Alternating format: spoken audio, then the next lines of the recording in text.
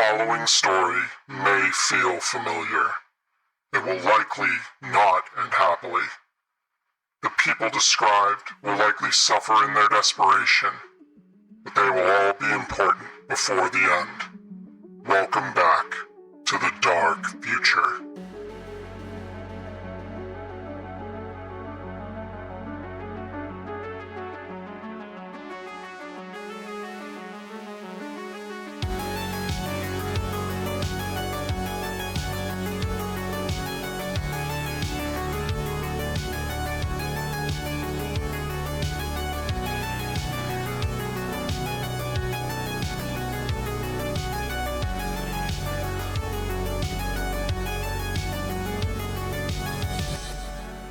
Hello, this is David Johannesson for N54 News.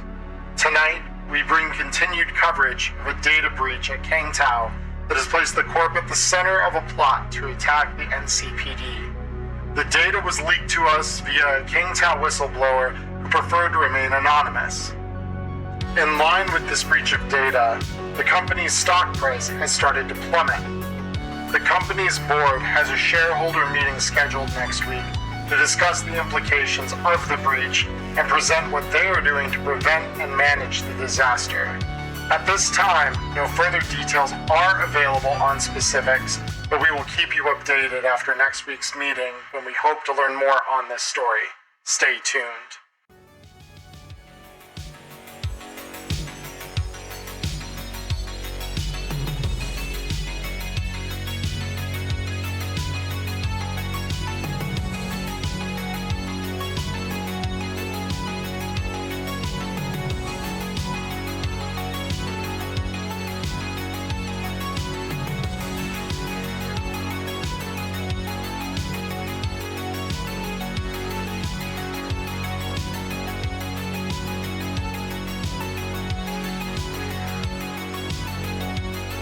Hey kid, got some really interesting details from that gig you hired me for.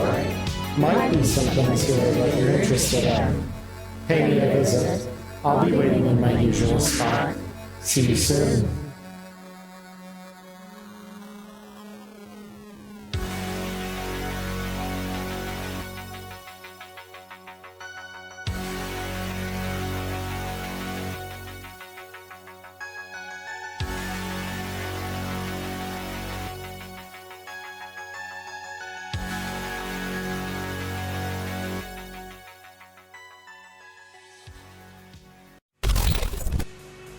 Oh boy.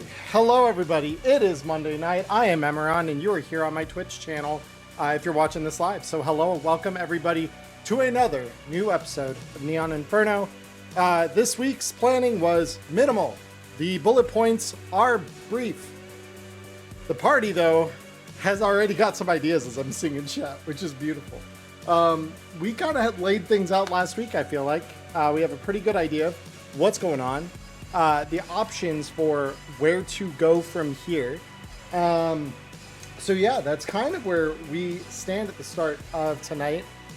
With us tonight, we do have everybody here for the moment, although Cody has expressed he may be in and out as real life dictates he needs to do some things. So no big deal, by the way, Cody, if you need to take care of shit, you know me. I'm actually all set. I'm good to go. Oh, you are? Bet. All right. Hey, you know, if something does come up though, absolutely let me know. Just don't feel like you need to stick around or anything if things change. But yeah, we have everyone here. We have Connor, we have Cody, we have Nyla, and we have Ghost. Hello, everybody. Welcome back for another fun week here. Hey, that's me. Hello, hello. All right. So, before we get started, again, just to make another announcement about this, because I made a few on my Discord.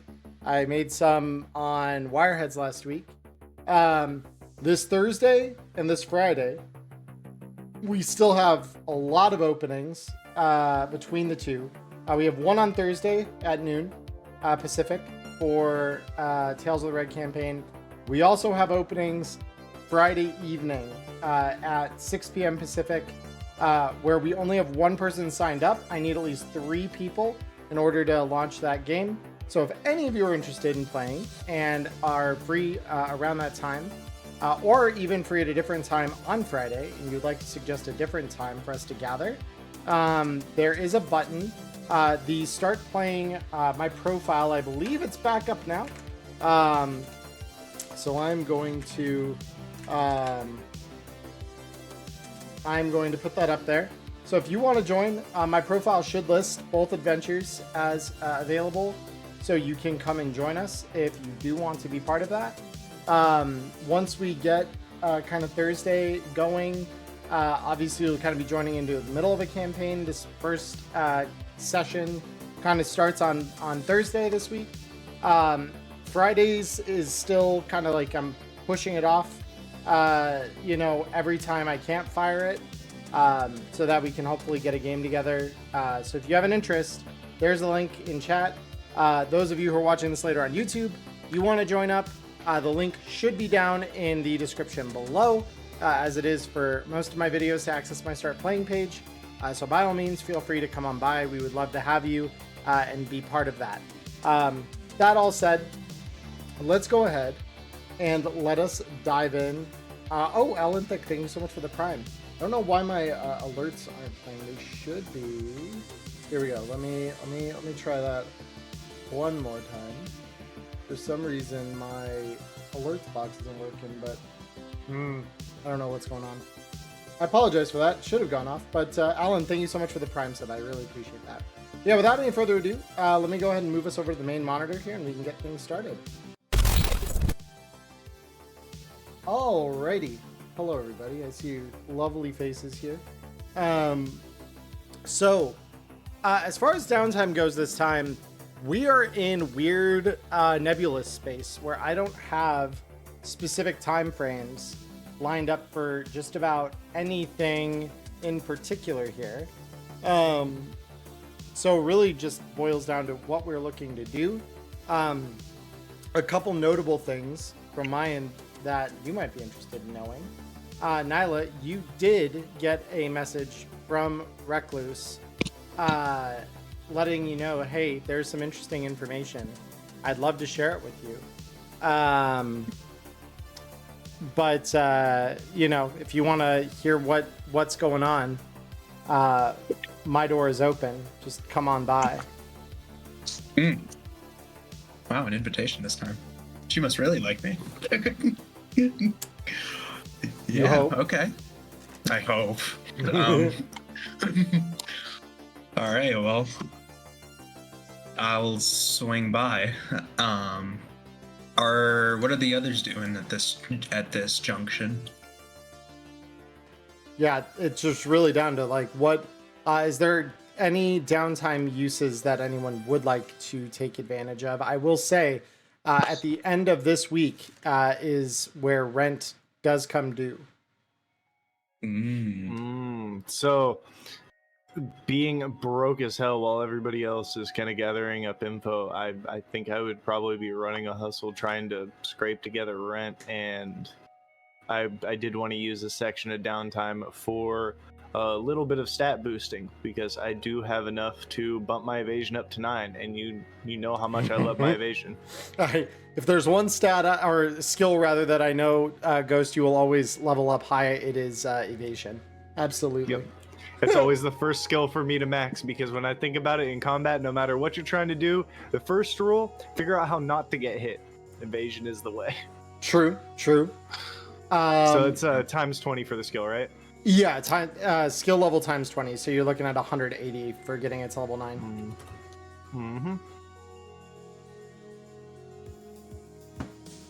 And prior to me going back to Recluse, I'm actually going to go fetch the computer that has all the data on it. I'm assuming that's going to play into this. I mean, it definitely could, so if you wanted to. That's on you.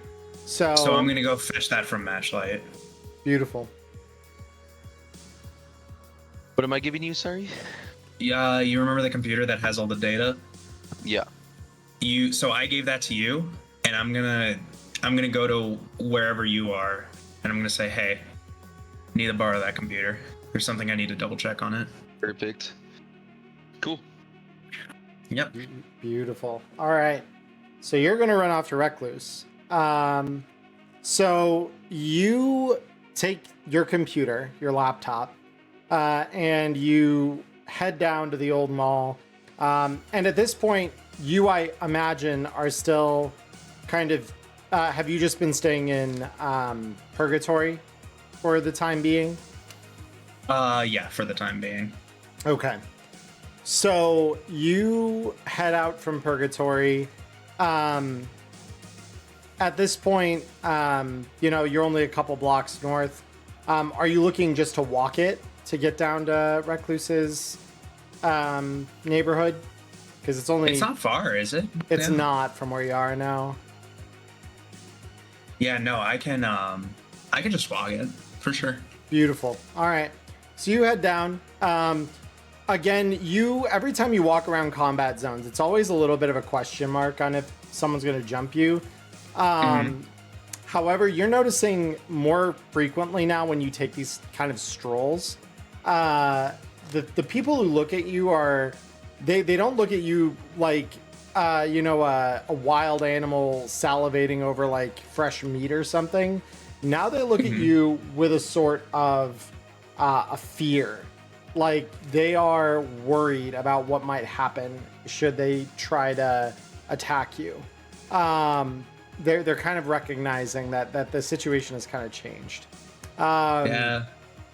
Crazy so- what happens when you have a Militech Perseus. Yeah, they glance at the gun and then they glance at the face of who owns it, and they kind of scurry off into the shadows pretty fucking quick after that. Yeah. Of course, by the time you reach the old mall that Recluse has set her home up in, you, as you may expect, notice that all the sound kind of drops down. The local area is very quiet, almost like it's abandoned. And again, you've got the kind of the buzzer set up next to that old ATM at the side of the building. Yeah, okay. So I'm gonna head on over there and just jack in. Got it. So yeah, you jack in, and as before, you land on a lobby of a net architecture, and spindling down from the virtual space above you is a large spider icon. And she says, okay. You are probably the only person I would be happy seeing Jack in right about now. Nice to see you too. So what you got? Something interesting. I'm sure by now you've heard the screams talking about the whistleblower that revealed some information about an NCPD attack that King Tao was plotting. Yeah, I heard it. That's Don't know what to do about it. a little bit of my work because I want to make sure that they are blown off the scent of what I recovered.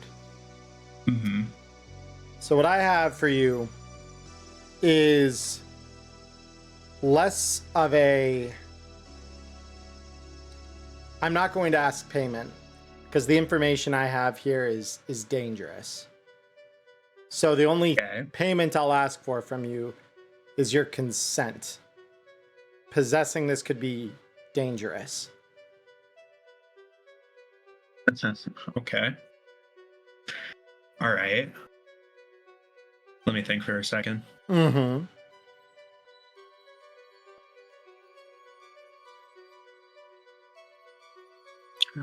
tell you what, since I'm taking a risk, I need to ask you something. Of course. And so I have the laptop with me. So could I manifest the file like via like a connection from my agent? Yeah, I'd say so. Yeah, so I will just conjure a file. Yeah. Containing all of the data off of this computer that I have. As you do, you just see this stack of like envelopes just pile up in front of you from the sheer volume of the data. And Recluse her icon tilts its head kind of inquisitively, like eyeing over the data, with each eye kind of like just kind of gauging the volume of it. But yeah, go ahead if you want to say something. So what I have here is my own little bit of dangerous data that you might find interesting. So I propose a little trade. It's a little less dangerous, probably, but it is the combined data held within the Precinct 1 servers, in addition to the data held by a dweller in his personal chip vault. So I imagine that while I'm sure for the majority of this data, you've been able to compile together from maybe some forays into Precinct 2 or other architectures, I know for a fact there's some stuff in here that you don't know about. Do you mind if I take a cursory glance at some of what was in that dweller's chip vault? Sure. And you can, on the condition that you answer some questions I have actually about it, if you know the answers.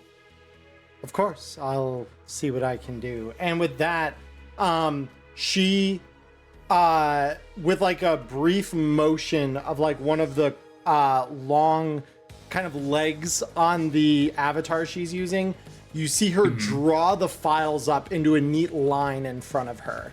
And she just starts filing through them until she has one in particular that she wants to kind of dive into deeper.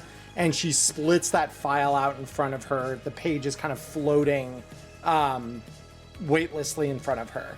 And you can just tell she's rapidly scanning the data, and she says, "Oh, that is fascinating. Arasaka protocols. Huh. Well, I feel better now about what I have to trade." And with that, she kind of spins a small gobbet of web together and produces her own file out of it, and places that in front of you. All right, well, we're in this shit together. Let's see what you got. So what you open up, because she makes no effort to encrypt the file, obviously, because you're right in front of her. She presents you with a dossier of sorts, a bunch of ops that King Tao were taking as part of their counterintelligence division. And there are dates stamped on this file that are, it's basically, as you start going through it, you recognize it's almost like a hit list. There's several names and faces in this dossier that have already been stamped out as like deceased, subjugated, but there are a few on here that are not marked with that note. Each of these lines, though, does have a date last sighted. And most of those that are subjugated or otherwise killed, the date last seen, which you can almost assume is their date of death in this instance, are all within about the last 7 or 8 months. They're pretty cleanly just before the Inferno. And you probably would know that, you know, there was a little bit of drama going through the news at the time that suspected there might be some kind of Arasaka plot to, you know, get a foothold back in the city through a protection corporation. That was snuffed out. But not all the operatives that are in this dossier seem to have been found yet. And notably, in one of the notes on a person of interest in particular, there is a man's face staring back at you with a service pin in his collar denoting 15 years of service for the corporation. And the man's name is Hajime Taki. And he is supposed to be, according to this, an intelligence officer for Arasaka and a known contact they use as a handler for Adam Smasher. Oh, shit. And his date last seen in the city is about a month ago. Shit. Last seen a month ago. Month ago. Can I, with my knowledge, like think back, like try to? Is there like a date, like a date attached to his last sighting? Yeah. So the date is about one. So it's, when I say it's about a month, it's about like 3 weeks and like 2 days ago. Like it's down to the date specifically. Because I'm thinking to myself, like, can I cross-reference that date with a significant event that maybe happened around that time that might have something to do with an Arasaka agent?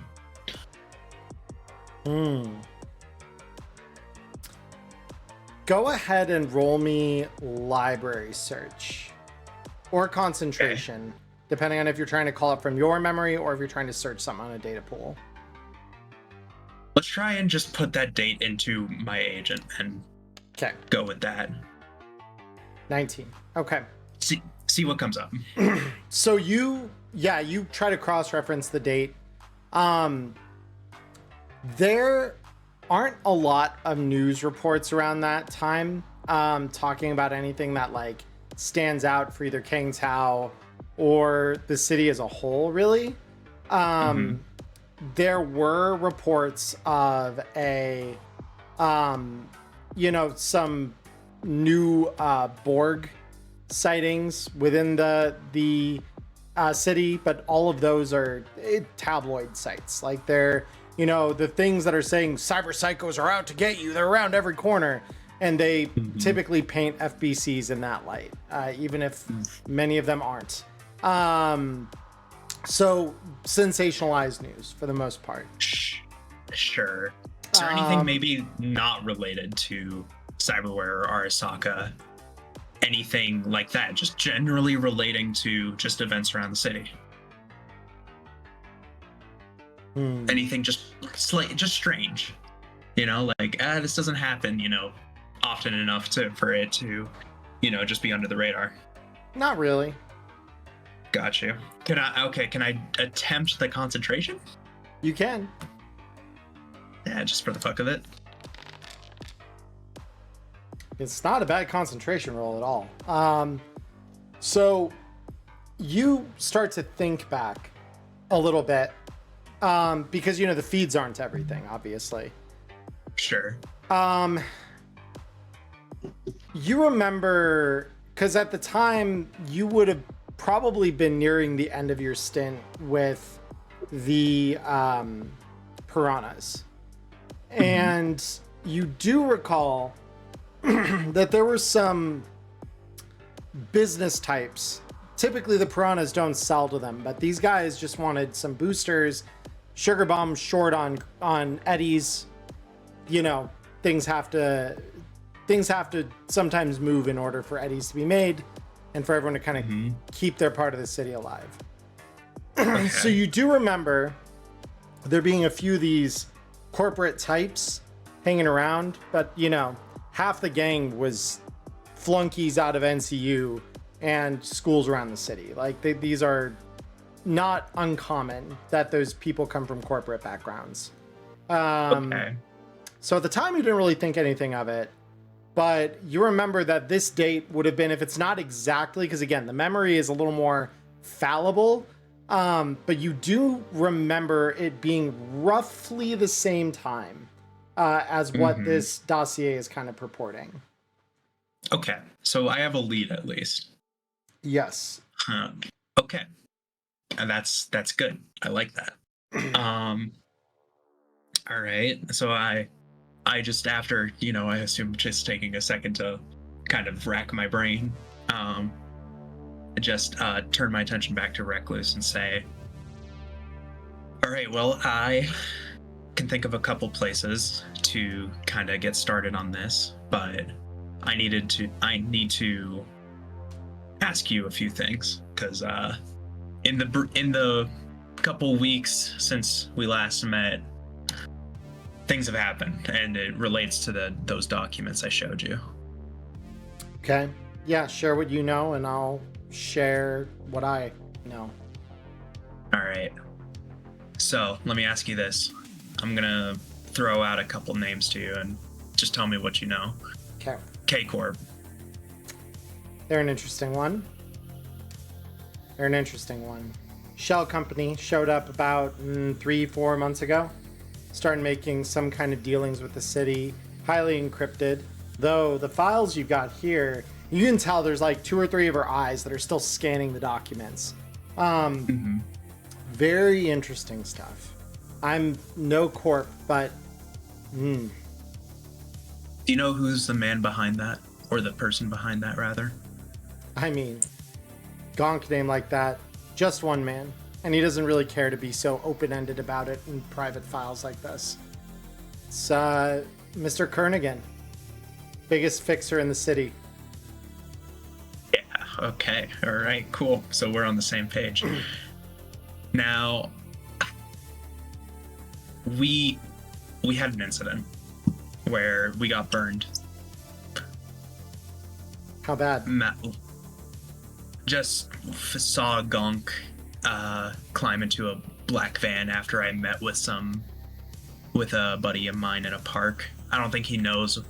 I don't think they're keeping tabs of where I'm going, but I think I went to a location specifically because it was listed in those documents. It's the only way I know that they knew where to go. And again, her 3 eyes drift off as they start scanning through the files again. She says, which park? And she, like, you could tell, like, that's just rattled her brain a little bit. Like, she seems suddenly on edge. What was the name of the park again? I apologize. Reconciliation Park. Reconciliation. Oh, you were trying to play at being our SOC operatives. I don't know if that was a wise decision. And she starts, like, quickly analyzing the information. I don't think that was a wise choice at all. Yeah, we were just going for a stroll in the park. As far as they were concerned. I really hope they believe that as much as you do.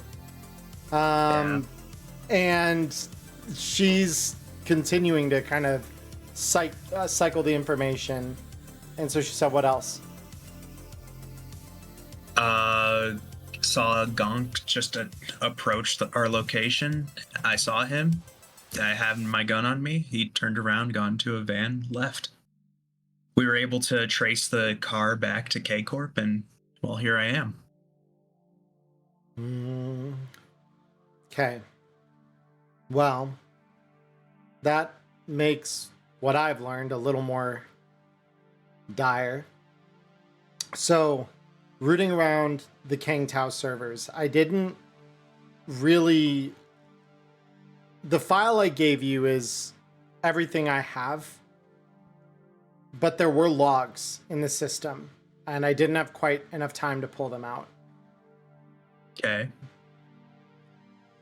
But I think I think I know what, at least in part, they might be after. There was, I'm sure you're aware, no one has seen hide or hair of Adam Smasher outside of urban legend, myth, the boogeyman sightings.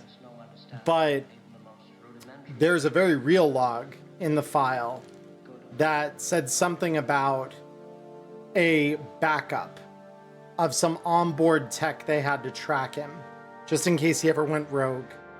And the backup was sent to an old server farm in what now would be border of Watson and North Haywood, north side of the city. Mm-hmm. From the little research I could do, it looks like Zeta Tech owns it now. But I don't know if they've really dug in quite yet to exactly what's in the old infrastructure. I think they kind of bought it at foreclosure. Arasaka's assets are still kind of being divvied up, and with the city not wanting another corporate war, they've been mediating a lot of it. Slow, bureaucratic. Bottom line is Zeta Tech hasn't had the time to really dig into those servers yet, as far as I can gather. They've only just come into possession of it around the same time as this guy was last seen.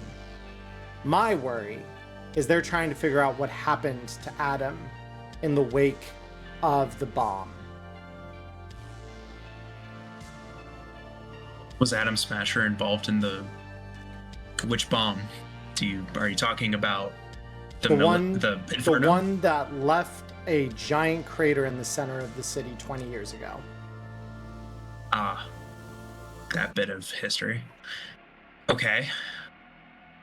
Well, so what you're saying is that if we are going to pursue this line, we need to do it fast before Zeta Tech gets to it. You need to move very quickly because, so far as I'm aware now, Arasaka has their eyes on it. It seems like Kay is in bed with Arasaka. And if Zeta Tech realizes what they have, yeah, things could get ugly very fast. Shit. Alright. Well, that's not going to be an easy job, but I guess I've been through worse quite recently. Side note, because there was something else I wanted to get at. Mm-hmm. Rogue Amendiarius, the fixer based out of the Afterlife. What can you tell me about her? I mean, she's a bitch. She's a tough fucking broad. She's held on in the city over the last 20 years by sheer fucking will. Sometimes I think she's a little on the arrogant side, but I mean, my feelings about her aside, her methods definitely proven themselves more than they haven't. Gotcha. Is she involved in any of this, or is she blissfully unaware? Do you know? I don't know what her resources have told her. I don't know what inside people she's got. I don't know who she's working with. But she and Smasher certainly have history. And she was there that same night. Wow, okay.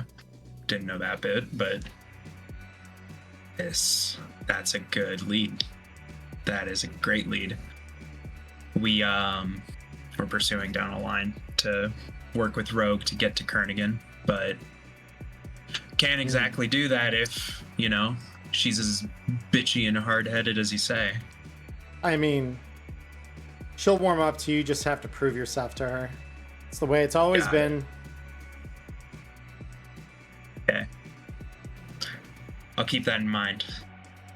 Well, I think that's it for my questions, I believe. Unless there's anything you want. I kind of like this mutually beneficial agreement.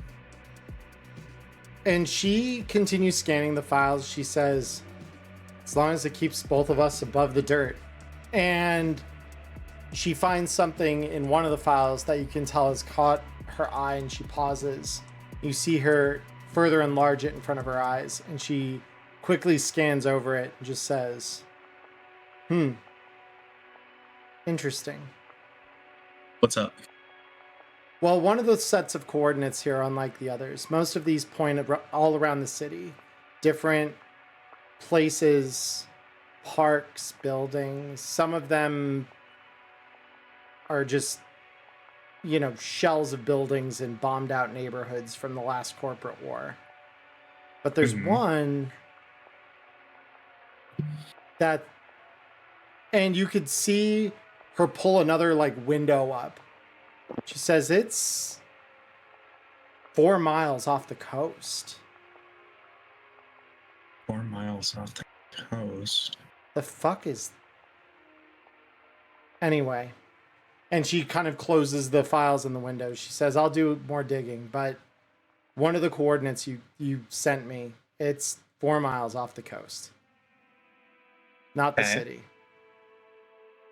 I have a guy. He can look into it. He's a bit more versed in meat space.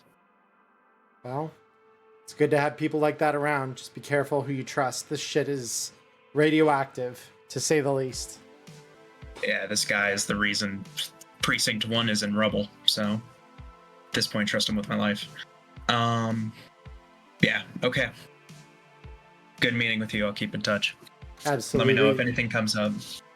Absolutely. And with that, you see the spider kind of retract up its web into the ceiling. And you are again alone on the net arch. Yeah. All right, and I'm gonna jack out. Mm-hmm. And can I just do a quick perception check to make sure no one is following me? Because now, after that conversation, I'm like, jeez, like Roll Zoink it. Scoob. Roll it. Perception. Ah, fuck off. You don't see anyone. Yeah.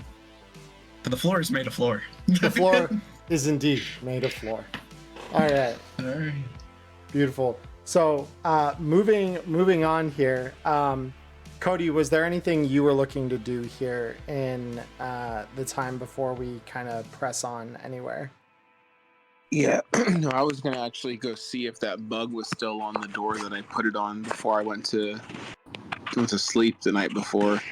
Yeah, as far as it appears, that bug is still there. Cool. It can stay there. I'll just stay away from it. Mm-hmm. Fair. Other than that, not really. Just rest up and get the little bit of I was missing from last time back, and just wait and see if anybody has any news on what the hell we're going to be up to. Got it. Ghost, I mean- what are you up to? Oh, I'm I was- sorry. If anybody tries to charge me rent for staying in the conductor building, I'm going to shove my gun in their mouth. It's fair. Ghost, what are you doing? I just want to double check before I get too into my thing, because it shouldn't be too involved. Did we pass over Connor because we just kind of naturally kind of went right to left and Nile ended up being our start? Oh, because Connor said he needed time to get back home, so I was intentionally keeping him to last. Oh, okay. I was just making sure he wasn't unmuted waiting to speak and just kept on waiting. Okay, never mind.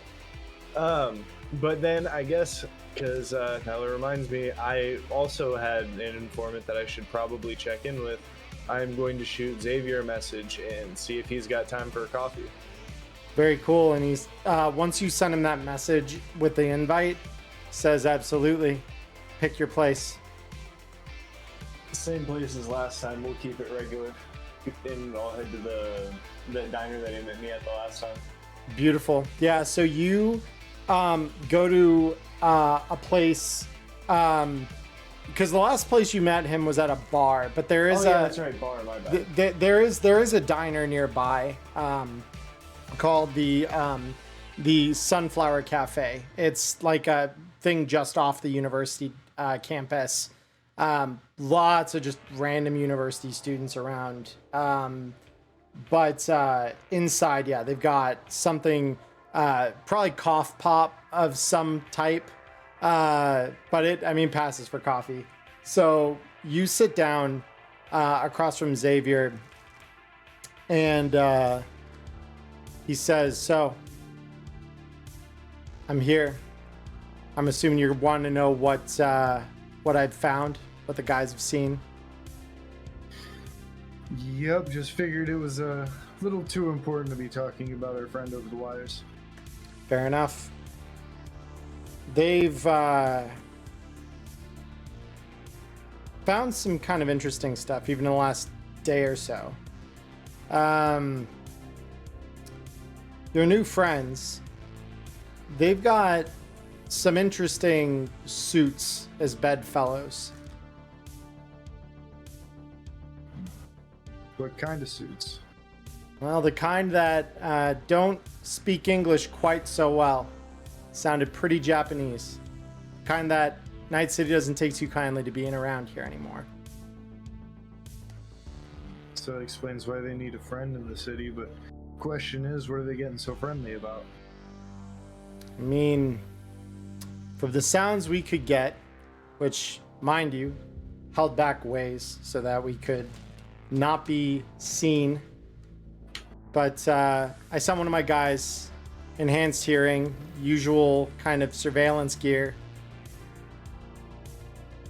Far as we can tell,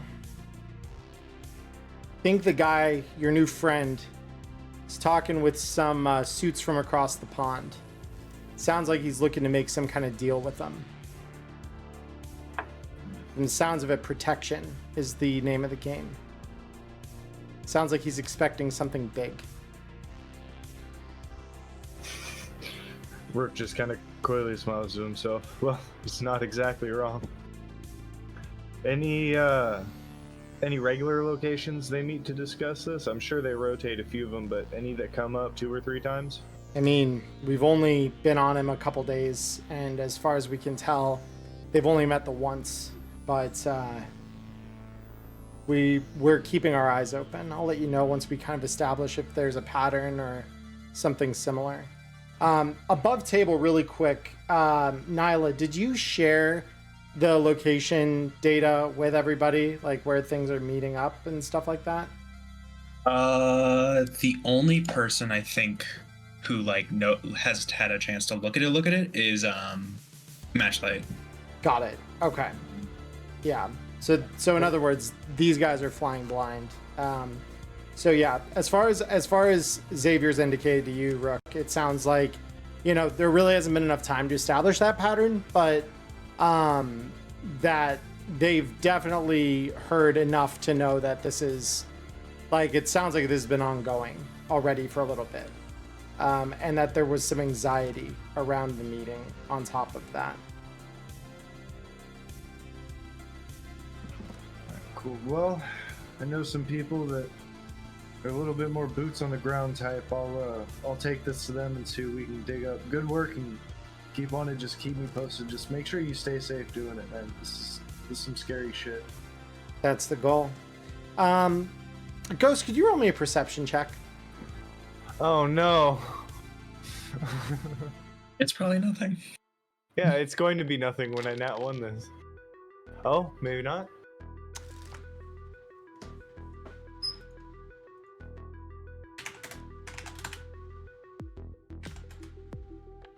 Oh Lord. You do notice off in one corner of the diner, opposite side, kind of just tucked around a corner from where you can see, you notice there is a man dressed in what looks to be just kind of university clothing. Just kind of shabby t-shirt, NCU hoodie on. His eyes, though, for a moment, you swear, they're locked on to you and Xavier until you kind of catch his glance and he looks away quick.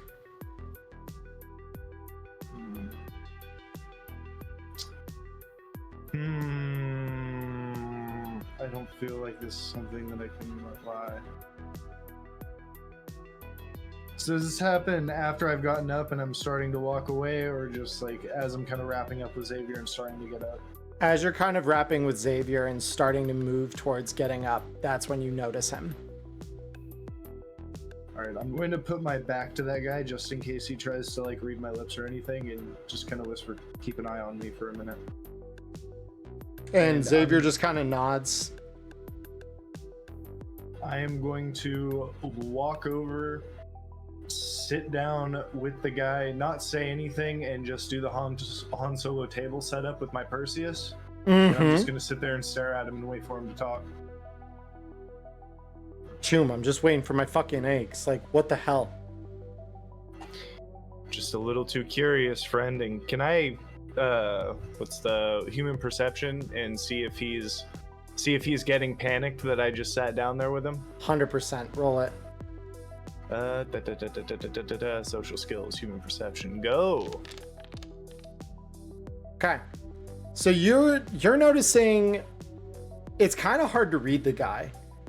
which in and of itself kind of makes you suspicious, because normally university students are pretty easy reads. You've done your fair share of busts when you were a new cop around the campus, you know, disorderly conduct shit, some MIC shit, you know, typical co-ed college party frat behavior. That said, this guy's not striking you that way. He's very much like, he's cagier, and you can tell there's like a tenseness to the way he's kind of holding his hands together and posturing forward, kind of like he's hunched over.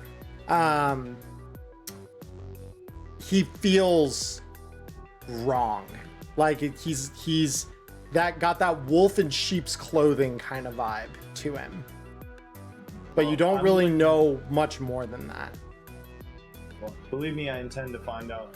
I'm gonna kind of lean in to meet him in the table and just kind of whisper, not exactly whisper, but kind of softly say, I've just got this real weird inkling that you really don't belong here. Why don't we take this conversation outside and you can tell me a little bit about your major? Chum, I just want my fucking eggs. However, if you and your friends know what's best for you, you'll leave things where they are. You'll fuck off. You won't touch anything even close to some of the shit you've been stepping around in.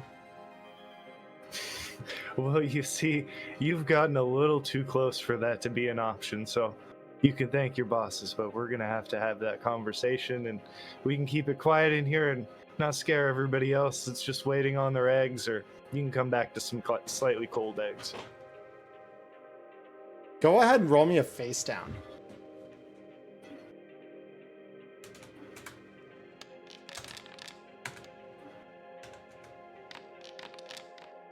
Oh. Yeah. So he kind of looks, I realize I underrolled that, but that's the modifiers I had still wouldn't change that. So he kind of looks, says, fine, have it your fucking way. And he moves noticeably extremely slowly, as though he kind of understands the situation. But yeah, he kind of stands up, and he very clearly kind of keeps his hands out of any pockets or things. He just kind of like keeps them level with the table as he stands up, and like kind of pushes off of it to stand. And as you kind of, I assume, rise with him, you know, Xavier's got his eyes back your direction. You could see he's got his hand in his pocket, and the faintest outline of a revolver's barrel pointed at this guy's knees. Perfect. I'm going to wait until we're walking, and I'm going to walk behind the guy, and I'm not going to signal to Xavier, but I want to shoot him a message over the agent with my free hand and just be like, keep your distance, but tail me so you can keep an eye on this just in case he has friends too. And you just see response back 10-4. All right, I guess it's time for that conversation. I'm going to walk him out. Is there like an alleyway next to the building? I assume there's like a alleyway right next to it. Yeah. There's definitely enough of that kind of in the area that you walk a short distance and kind of vanish into an alleyway. You got two guys wearing kind of aprons, smoking cigarettes out behind the cafe itself. Probably you're assuming wait staff or kitchen staff of some kind as you round the corner with this guy. Okay, I'm just not exactly going to shout, but stern voice, NCPD, need you guys to clear the alleyway for me. And they look at you and then look at this tense dude that you've kind of got, got in front of you, that you're kind of guiding in, and they quickly kind of drop their cigarettes, grind it under their heel, and walk back inside. They comply. Cool. And now that we're ISO'd, I'm going to get aggressive. I'm sure he'll have an opportunity to retaliate, but first, to put handcuffs on him, I need to grapple him, right? You would, yeah, and he will brawl you for this. So go ahead and roll me a brawling check. Yep, I'm going to attempt to grapple him and press him up against the wall and turn him. You got him. Whew, okay. And then if you want to do a combat so it can go back and forth, if he wants to try and fight again, go ahead. But my next intended action is to slap cuffs on him. Yeah, so immediately, like, you grab at him, and with like really quite fast reflexes, like way more than you'd find with a typical university student, he immediately like grabs down at your arm, trying to resist the shove up against the wall. But yeah, it's not enough. Like, you just wrap your hands around his and immediately start going for the cuffs. So go ahead. He is going to roll his brawling check because it's back and forth between the two. You took initiative on this. So he is going to roll to try and resist getting cuffed here. He is going to fail the check. So you then, yeah, just slap cuffs on him.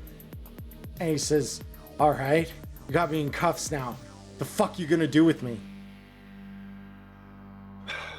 Like I said, just need to have a chat, and I'm gonna whistle for Xavier to come around because I'm sure he's lurking just outside of the alleyway. Yeah, and you see he's got that standard issue NCPD pistol leveled at this guy as he rounds the corner. And he says, oh, cute. I should have thought you'd bring your date back here. And he is gonna try and like break out of the cuffs. So he's gonna make a That's brawl. a contortionist, right? Or is that just a brawling to snap the cuffs? I thought you needed strength 10 to just break them. Or is that just the auto break? So for this, he is gonna roll contortionist. But yeah, he's looking to just kind of flex his way out of the cuffs, and that's not enough. So you could tell though he's trying to like wrench the cuffs in such a way that he could slip his hands out, and it's no good. He's pretty much tied in here. Honestly, though, you know these things for when I take prisoners. He's still actively resisting, so hit him. Hit him. I need to do you need me to roll an attack check, or do you want me to just roll damage for knocking him in the face real quick? I mean, it depends kind of how you're looking. Are you looking to choke him, or like you looking to just like? No, I'm straight punching him because I see him trying to slip out of the cuffs. I want to just sock him and say sit still. Yeah. So then roll me a brawling check against his evasion. Because he will take a -2 on this. Come on, process. Oh, it did. So he does like step back, and your punch whiffs right over his midsection as he does so. Like, this guy is trained. Like, you're immediately getting that sense. And Xavier immediately from behind just yells, "Stop resisting!" Oh no, Xavier's gonna shoot him. Oh no. Well, But Xavier is going to roll a face down against this guy in the midst of all this. Nice. Okay. That's a good face down. That is. So now let me roll the other guys correctly here. He'd actually be the same. And yeah, Xavier's got it. So the guy finally, like, kind of, you can tell he's some of that tension kind of relaxes, and he kind of begins to just be compliant. cool. And since I know I've got 2 information junkies as part of the crew I'm kind of involving in this, I want to do like a group call on my agent and just put both of them on speaker. Cool. So you're calling out to Peacock and Matchlight then? Yes, sir. Okay, beautiful. So Peacock and Matchlight, you both hear your agent's ring as Rook puts a call through to you. Ring, ring, ring. Okay, I'll pick up. Telephone. Mm-hmm. And once they answer, I'm gonna say, "Hey, so I've got a friend with me over here. He was kind of sitting in on a really important conversation I was having, and I think he might have a little bit more info about what we've been looking into. You guys got any questions you want to ask him?" And I've got this on speakerphone, just kind of hanging out in the hallway in front of us, or alleyway in front of us. Yep. And you can see this guy just kind of staring daggers at you, even if he is like somewhat compliant here. He's being like definitely, he's got that like willful kind of resistance still in his eyes. Who do you work for? Let's just say someone who knows who all of you are. That doesn't tell me anything. I already knew that. Just Yeah. to say a name, please. Yeah, I'm gonna get closer to his face and say, real answers, please. Go ahead, roll me persuasion. He's crazy, by the way. I've seen him choke out 3 dudes. Holy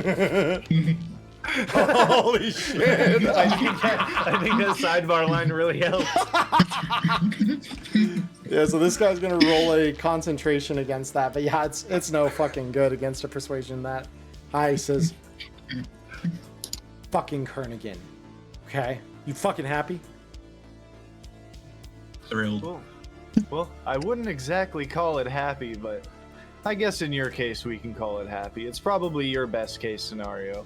Now, I got a question for you. Why is he looking into us? Why do we have tails?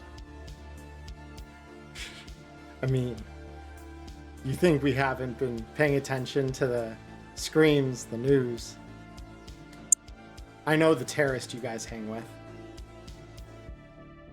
Is he on the call? Mr. Helmet Man? Rallying the people? I'm gonna slap him before anybody else has a chance to answer and say, you don't get to ask any questions. Very cool. Yeah, and so you just slap him across the face and you just... All right. Oh, it's going to be fun to watch you all skinned alive later. Yeah, Hey, do well, we- unfortunately for you, I don't have to wait until later. And I'm just going to hang up, and this has become my interrogation now. I'm going to ask him questions my way. He just pissed me off. Hey, take it, man. Above table, I am take still, it. I am still NCPD, man. Yeah, Connor, in case you were hardware muted because we couldn't hear anything you were saying there. No, I've been here. You've been here. Okay. I was going to say, is there anything you want to message over to Rook to ask this guy? Because it's clear he's one of Kernigan's henchmen. Yeah, I mean, I'll just message over to Rook and just say try to find out what Kernigan's angle is in all of this if you can. Good work. Mm-hmm. No worries. I'll get something useful out of him before I get rid of him. Oh, really quick, can I text Rook? Hey, do me a favor. Ask about this specific data farm. And make sure he doesn't have any recording devices. No bugs, no nothing. Good idea. I'll get right on that. And I'm going to start running his pockets, like thoroughly running his pockets to the point of nearly strip searching, like taking his jacket, running the pockets, throwing it off to the side, untucking his shirt if it's tucked, and ripping open his chest to see if there's a wire. Like, Conceal reveal objects. oh, that's We need not to a get- very good skill. Oh yeah, remind me to go get bug detectors. I mean, that's good enough because you got the guy bound. Like, this is not a particularly hard check with Xavier holding his gun to this guy's head and you kind of running his pockets after slapping him. You've pretty much set yourself up for success on this. So you run his pockets and stuff, and I mean, there's the usual stuff. There's his wallet. There's a couple of spare Eddies in there. There's a burner phone. No actual agent on this guy. He's got a... it's a pretty nice handgun, nothing too special, but it's you recognize it's probably an excellent quality Nova Arms City Hunter. So it's one of those that's it's pretty nice. It's definitely above university grade. Let's just say that. It's definitely more expensive than what you'd find on your common gonk, but it doesn't exactly rise to the level of like a Perseus or something that you'd have to get in the night market. Right. Yeah, it's like it probably would, but it'd be like one of those night markets that like most of the time you're gonna find stuff like this. It's in that category. It's like a 500 Eddie gun. It's not anything too crazy. Cool. Well, I'm keeping his wallet, I'm keeping his gun, and I'm smashing his phone to bits under my heel. Bet. All right. let me go ahead. I'll hand you over the City Hunter here, Rook, because this thing actually does exist. City Hunter. And you do notice that, because I just need to double check because this one has, yeah, this one just goes with heavy pistol ammo. So, this is gonna have, he's gonna have an extra 2 magazines for this. So he has, I believe it's just standard heavy pistol that goes in it. So I'm gonna just load this real quick.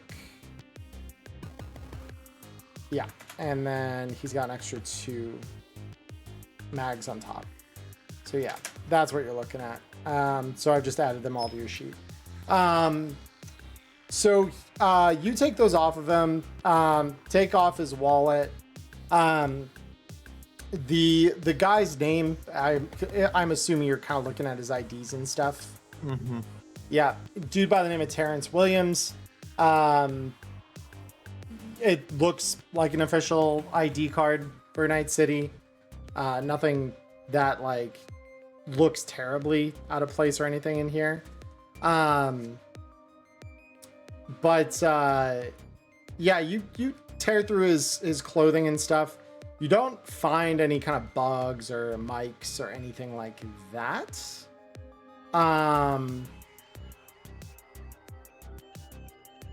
Yeah, that's where we are at the moment. All right. Now that that's all done, all right, now that we know that you're not going to cause us any problems, you've already said, of course they know who we are because apparently we made too much noise, but the real question is, who brought you the specifics? Where did you get the exact info? Why are they interested in us specifically? Mr. K doesn't like his investments fucked around with, and well, you pretty well fucked up an investment of his. And that investment would be? That investment would be a whole new office plex centered about a block west of where some of your friends live. So you're telling me this corpo fuck tried to run out an entire portion of the city and is now putting tails on me because he didn't get to build his office high enough? You clearly don't understand how Mr. K fucking works if you're thinking that's such a ridiculous thing. He owns this fucking city. Well, I've got bad news for you, friend. The people still own this part of the city, and I'm gonna stomp the shit out of them. Go ahead. He's probably not gonna see this one coming, so go ahead and roll me straight brawling damage. Jesus Christ. Yeah, and you just hear the crack of something as you kick him pretty much dead in the midsection. Just Jesus fucking Christ. And with that, he kind of crumples, so he's kind of like sat on the ground. All right. you think you're real fucking tough. See how tough you are when you're dangling off of some concrete in the fucking bay. Oh, speaking of dangling, and I want to grab the cuffs behind his back and start lifting him off the ground by the cuffs. Oh, Jesus Christ! And then, yeah, I'm going to lift that up into a choke, and we're just going to ride that out until he's finished. Beautiful. He is going to try to resist the choke.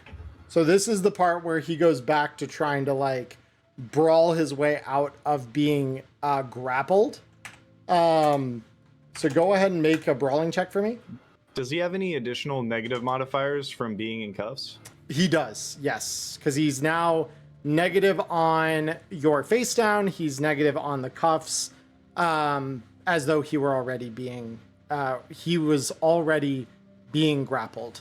So yeah. Cool. And it's just a flat roll on my end because we just balance out the double -2s on a grapple. Yeah, so for your end it'll be flat. Cool.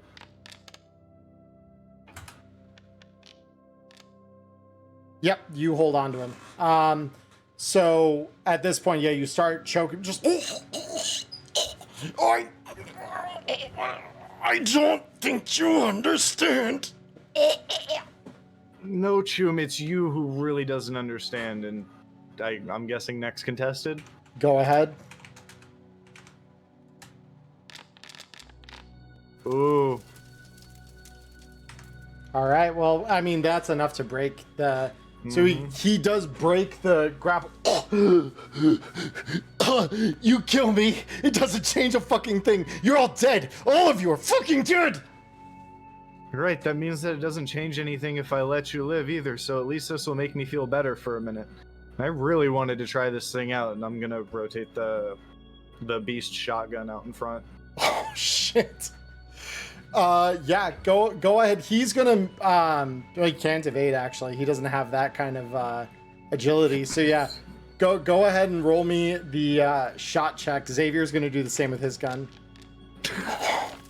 Why is it always on the murders? Jesus Christ! All right, Xavier's shot with his pistol. Let's see. Hold up. Damn. All right. So Xavier misses as this guy kind of twitches ever so slightly. Yours connects. Go ahead and roll me the damage. Jesus Christ. Roll me 2d6 for the critical injury. Let's find out what this guy's got.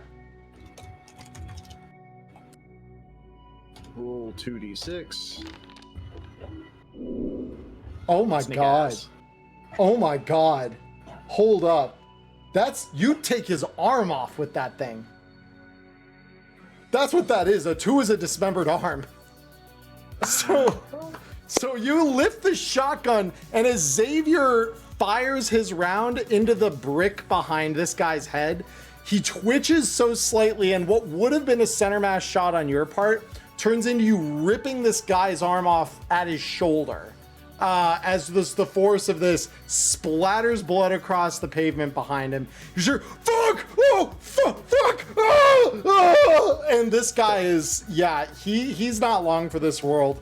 And you kind of just see this guy begin withering. Please, you really don't need to do this. It's not going to change anything. Quite the fuck down, second shot. Roll it. People aren't gonna come looking if they hear random gunshots in a poor part of the city or in a regular part of the city. They'll come running if they hear a guy screaming, "Please help! Please help!" Yeah, exactly. Yeah, and that's a hit. That's a hit because yeah, he's taking it on range table. Go ahead. Jesus Christ! Yeah, this guy's dead. You just see this guy just get splattered into the pavement, and I'm gonna roll a death save, but I don't think it's gonna save him. Yeah, it is not going to save him. He's dead.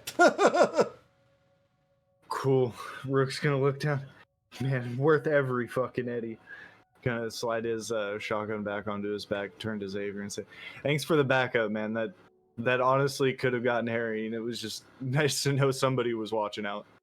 If what he's saying is true, though, you got to watch your back. This is...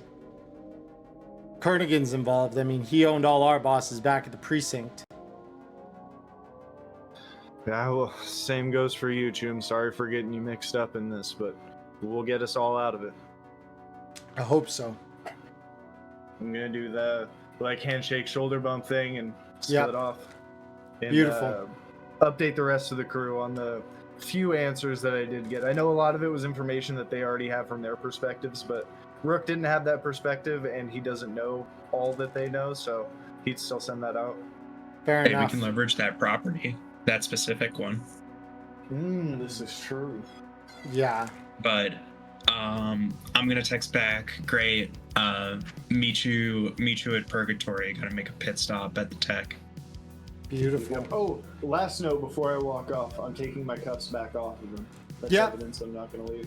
I mean, you have to detach one of them from the dangling arm that's on the other end of it. Oh, that's actually such a fucked up image. Because the one arm would be attached to the other arm, just flailing out. Oh, jeez, man. Jesus Christ. He dead. He very fucking dead. All right, so last but not least, we now come to Matchlight. So Matchlight, after getting that call, what are you looking to do? Oh, sorry. Last note before we move off from that scene. Did he have any eddies in his wallet? Because I am horribly broke and I would have pocketed that. Yeah, he's got like 30 eddies. He doesn't have much. Cool. Hey, everybody, pocket money counts. Go ahead. I'll probably roll on the rumor table and kind of just see what's going on with Mr. Kernigan, K-Corp, and all that kind of stuff, like any just new news that kind of like reaches my ears.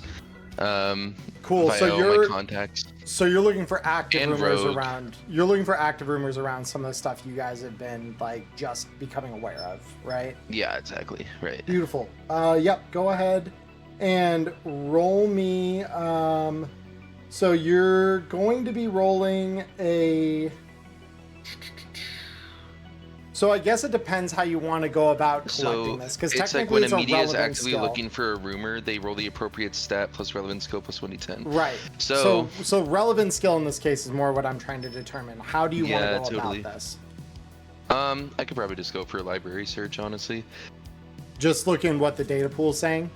Or actually, I could always just do my typical shit and do conversation. So, maybe in kind of a cute way, I'll head over to Afterlife, and because obviously that's where Rogue is, and kind of like Yeah. see what the murmurs are about how that side of the city is feeling, and what Rogue is planning on doing, and what they know about Kernigan. So as you get to the Afterlife, I'm assuming you're going with your mask on. So I'm not gonna go with my mask on. I'm also gonna hit up Celsius and just say, "Are you busy with anything?" No, I'm free. What's up? I just want to do some gentle reconnaissance and kind of get an idea of what's going on in the sector of the city we haven't been to yet. So I was gonna head to the Afterlife if you want to tag along. I mean, you called me for something gentle. That's typically not my MO, but sure. Well, we'll make a softie out of you yet. Come along. And yeah, I'll just I'll actually, since do we live kind of close? I forget. Me and Celsius. Afterlife, well, the two of you, yeah, you generally live pretty close, just depending on, because Celsius is coming from the Ionic Semiconductor building, whereas you would be coming either from Kabuki if you went all the way home, or Purgatory, just depending on which place you kind of decide to shack up for the moment while this is kind of ongoing. Nice. Yeah, so I'll probably be with Carpet still. Mm-hmm. Yeah, and so I believe she's being cared for at Kabuki. So you that's what I probably thought would've too. gone Yeah. home. Yeah. Okay, cool. And then so I'll just meet up with Celsius, and then we'll get a cab Beautiful. and run down that way. Because you guys, both of you are running, like good. My lifestyle is generic PPAC is better than kibble, right? Generic is better than kibble. Yeah. Yeah, that's what I'm on. Gotcha. Yeah, you probably have enough to get a cab, and not Nice. pay for it. So, so you guys get a cab, and head up to the Afterlife. And both of you get out. And I'm just double checking Cody's rep 3. Okay. And your rep Matchlight without your visor is going to be considered -2. So it's going to be 6 Gotcha. instead of your normal 8. So you guys walk into the kind of the entryway of the Afterlife, a long set of stairs lit by flickering green neon. And as you descend down, near a set of fairly heavy looking double doors, there's a man decked out in what very clearly looks to be linear frame, like an implanted linear frame, and he's got some kind of set on his head. And he eyes you both over, just says, "Hold it, ain't seen you two before. Who the fuck are you posers supposed to be?" Not posers, we're just passing through, trying to get a drink. We're thirsty. Really nothing more to it.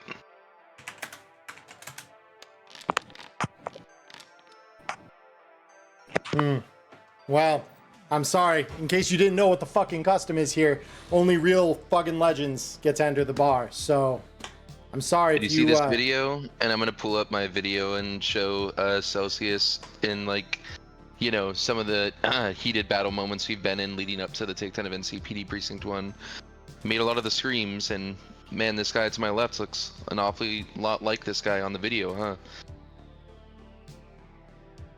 And so he looks at the video and he looks at the two of you. Roll me persuasion.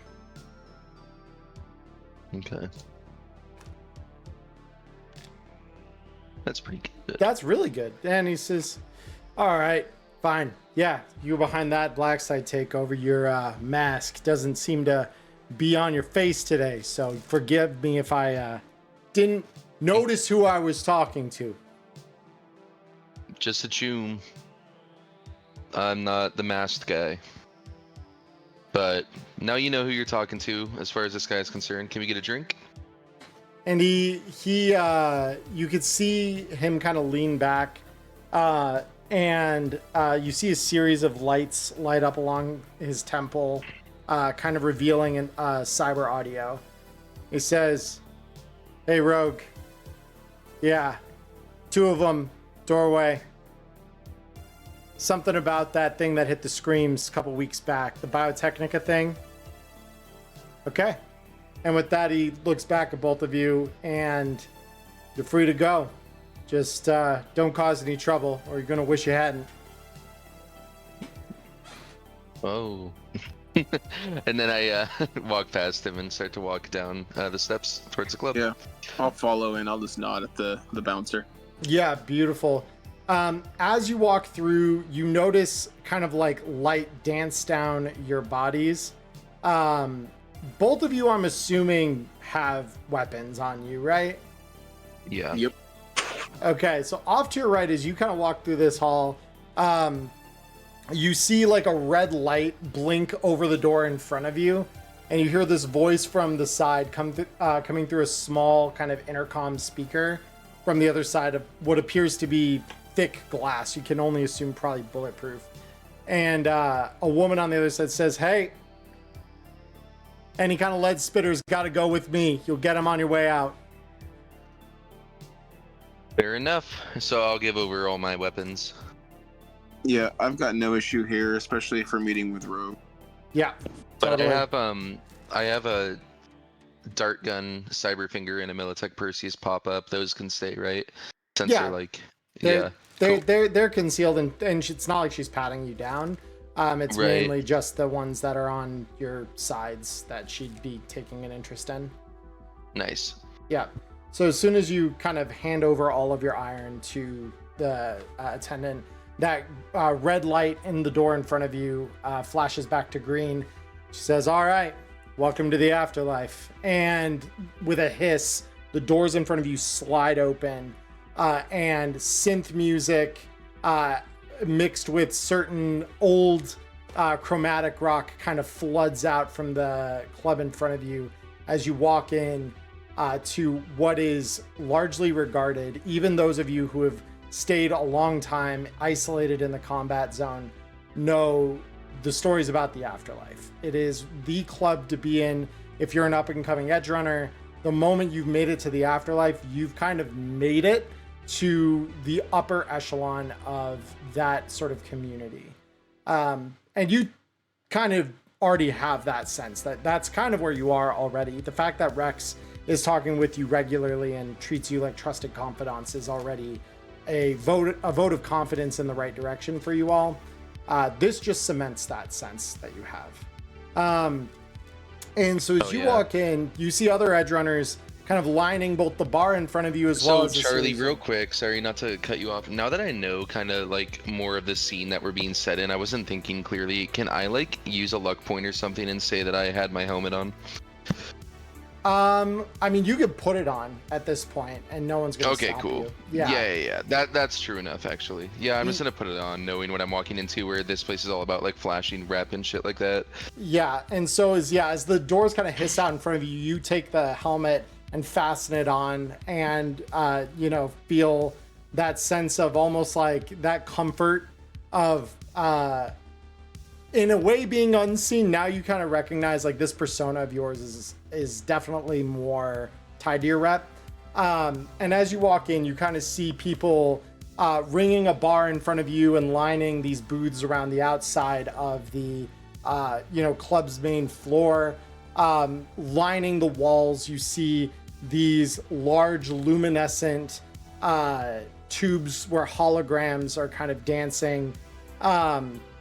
And as you walk in, off in the corner, unmistakably, you see a woman with a high peak kind of mohawk, teal dyed, and just looking over kind of the club as a whole. And you could see her glance your way as the doors open and you both walk in. And she kind of tilts her head at you, almost like she's kind of curious. You get the sense that she's like this is something she didn't expect today. Right. I just gotta say under my breath, like through the voice modulator in the helmet, I'm like, holy shit, I didn't know she was gonna just be here. And I kind of chuckle. So what do you think, Cell? Are we just gonna walk over? I mean, we're kind of in the lion's den now. You haven't told me a goddamn thing about why we just walked into the fucking afterlife and why the fuck we're meeting with one of the most prolific runners in history. Sure. Let's just walk. Okay, sorry. Let's do it. Just chin up, okay? We got this. And Well, my team doesn't go down. Yeah, there's a couple of seats at the bar too, if you two want to like take a second and like refresh. I feel like we're doing the thing, kinda. So Yeah. yeah, I'm good. I'm just gonna go ahead. I'm sorry. It's like I don't trust Matchlight, so. What'd you say? It's not like I don't trust you. Oh, right, yeah. I mean, I don't even know if I trust myself at this point, but let's get it. So, yeah, I'll walk over and try as much confidence as I can, because I know this is like, I'm being eyed by one of the most legendary runners in all of Night City right now. Yeah. And as you get close, you see a large man wearing a set of goggles, kind of step, arms crossed in front. Thank you so much. I have food. And a soda pop. Thank you so much.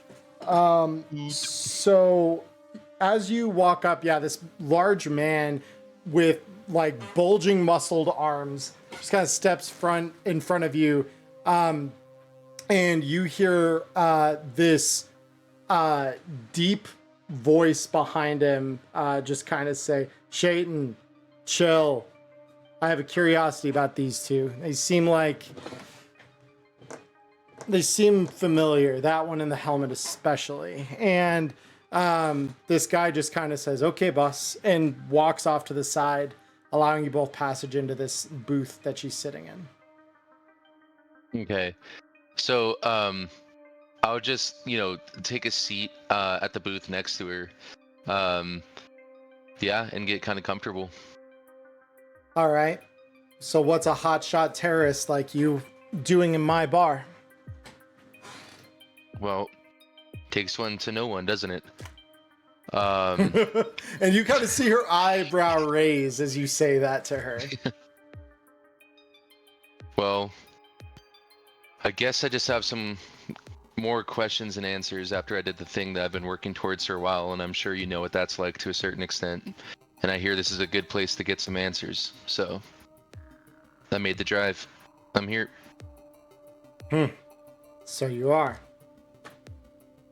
And she says, before we talk biz, I'm a little thirsty. What do you drink? I just point to the helmet. What about you, Celsius? Oh, I'm good for now. Sorry, we're just very focused right now. Not much for libations lately. And she just looks up at the bartender, an older man standing behind things, and just says, "Hey, Julio, 2 waters, bottle of tequila." And she kind of leans back into the seat and says, "All right. So again, my question. What do you want to know?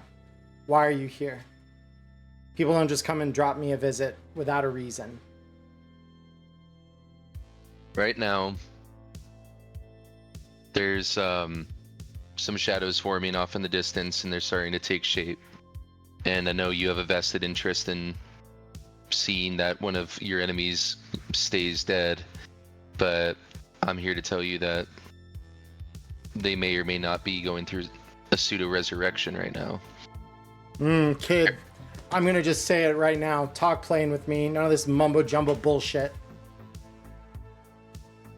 Arasaka has some ambition after everything has been kind of upset, shaken, and stirred. They want to take advantage and try to get back into Night City, it seems. I don't really know how they're going to do it or what they plan on doing exactly, but I was hoping that was something that maybe you in your context might be able to help us fill in. And maybe if you have a vested interest, we can mutually try to defend from anything happening where one of the most infamous megacorps fucks over this city again. Because we want to make sure that the work that you and your team did lasts a long time. Me and my team. Interesting little set of phrasing you've got there. I don't know what you think you've heard, but end of the day, Sokka already got ousted once more from the city about 7-8 months ago now. So unless you're talking something new and recent, and I'm gonna need some hard details, facts, locations, something tangible to believe that what you're selling me isn't just another fucking farm upstate, because I've already got about 4 of those. I don't need another one. Well, to be clear, I'm just trying to make sense of this just as much as you are, as I'm telling you the information. So everything I tell you is what I have, and I'm hoping again that we could work together to figure some things out. I'm just doing what a media does. I'm going to people who have substantive information, and obviously your work speaks for itself. But what does the name Kernigan mean to you? Bastard who Right thinks, now, bastard who thinks he owns the city, doesn't realize it's the city that owns him. Cocky asshole. I could see how you would think of him that way from your perspective, but either way, he's got some, friends in high places, and right now, we're his arch nemesis #1. So I'm guessing you and Kernigan are 2 sides of the same coin, but you'd rather that coin just be one-faced. If you wanna, you always have, my contact information if you ever want to kind of look into that, because it might be something that's mutually beneficial to us that we look into Kernigan together. The way I see it, he's, one of the other fixers who's trying to get things done around here, but he has a different idea of what he wants done from someone like you. A different direction for Night City. If you owned the city, or knew the people that did, the hell would you do? Because it sounds to me like you want this guy deposed. He wants me deposed, and it's kind of dog eat dog right now, but to that point, I think if I own the city, I try to make sure that everyone gets a fair shake, and it wasn't that 95% lives are just wasted for nothing. Wasted for the greed and self-enfeeblement of the few. Okay. So you're an idealist. Figures. I can't help it.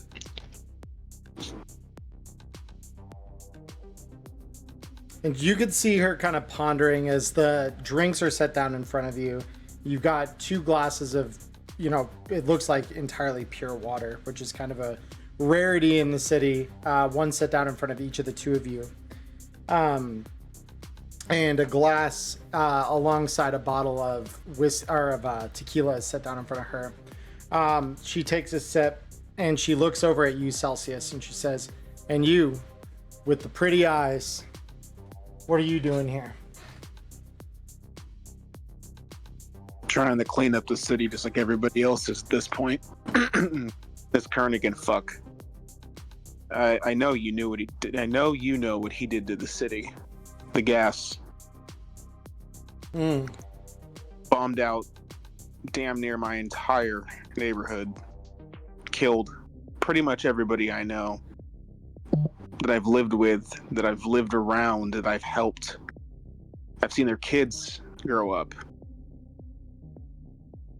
This guy needs to fucking go. And I don't care how he is. The bigger they are, the harder they fall. So we've got an idealist terrorist and a hammerman with a heart. That is fascinating pair. All right. Fine. You want to see this guy taken out, at the bare minimum, knock down a peg. We can see what we can do. My help does not come cheap.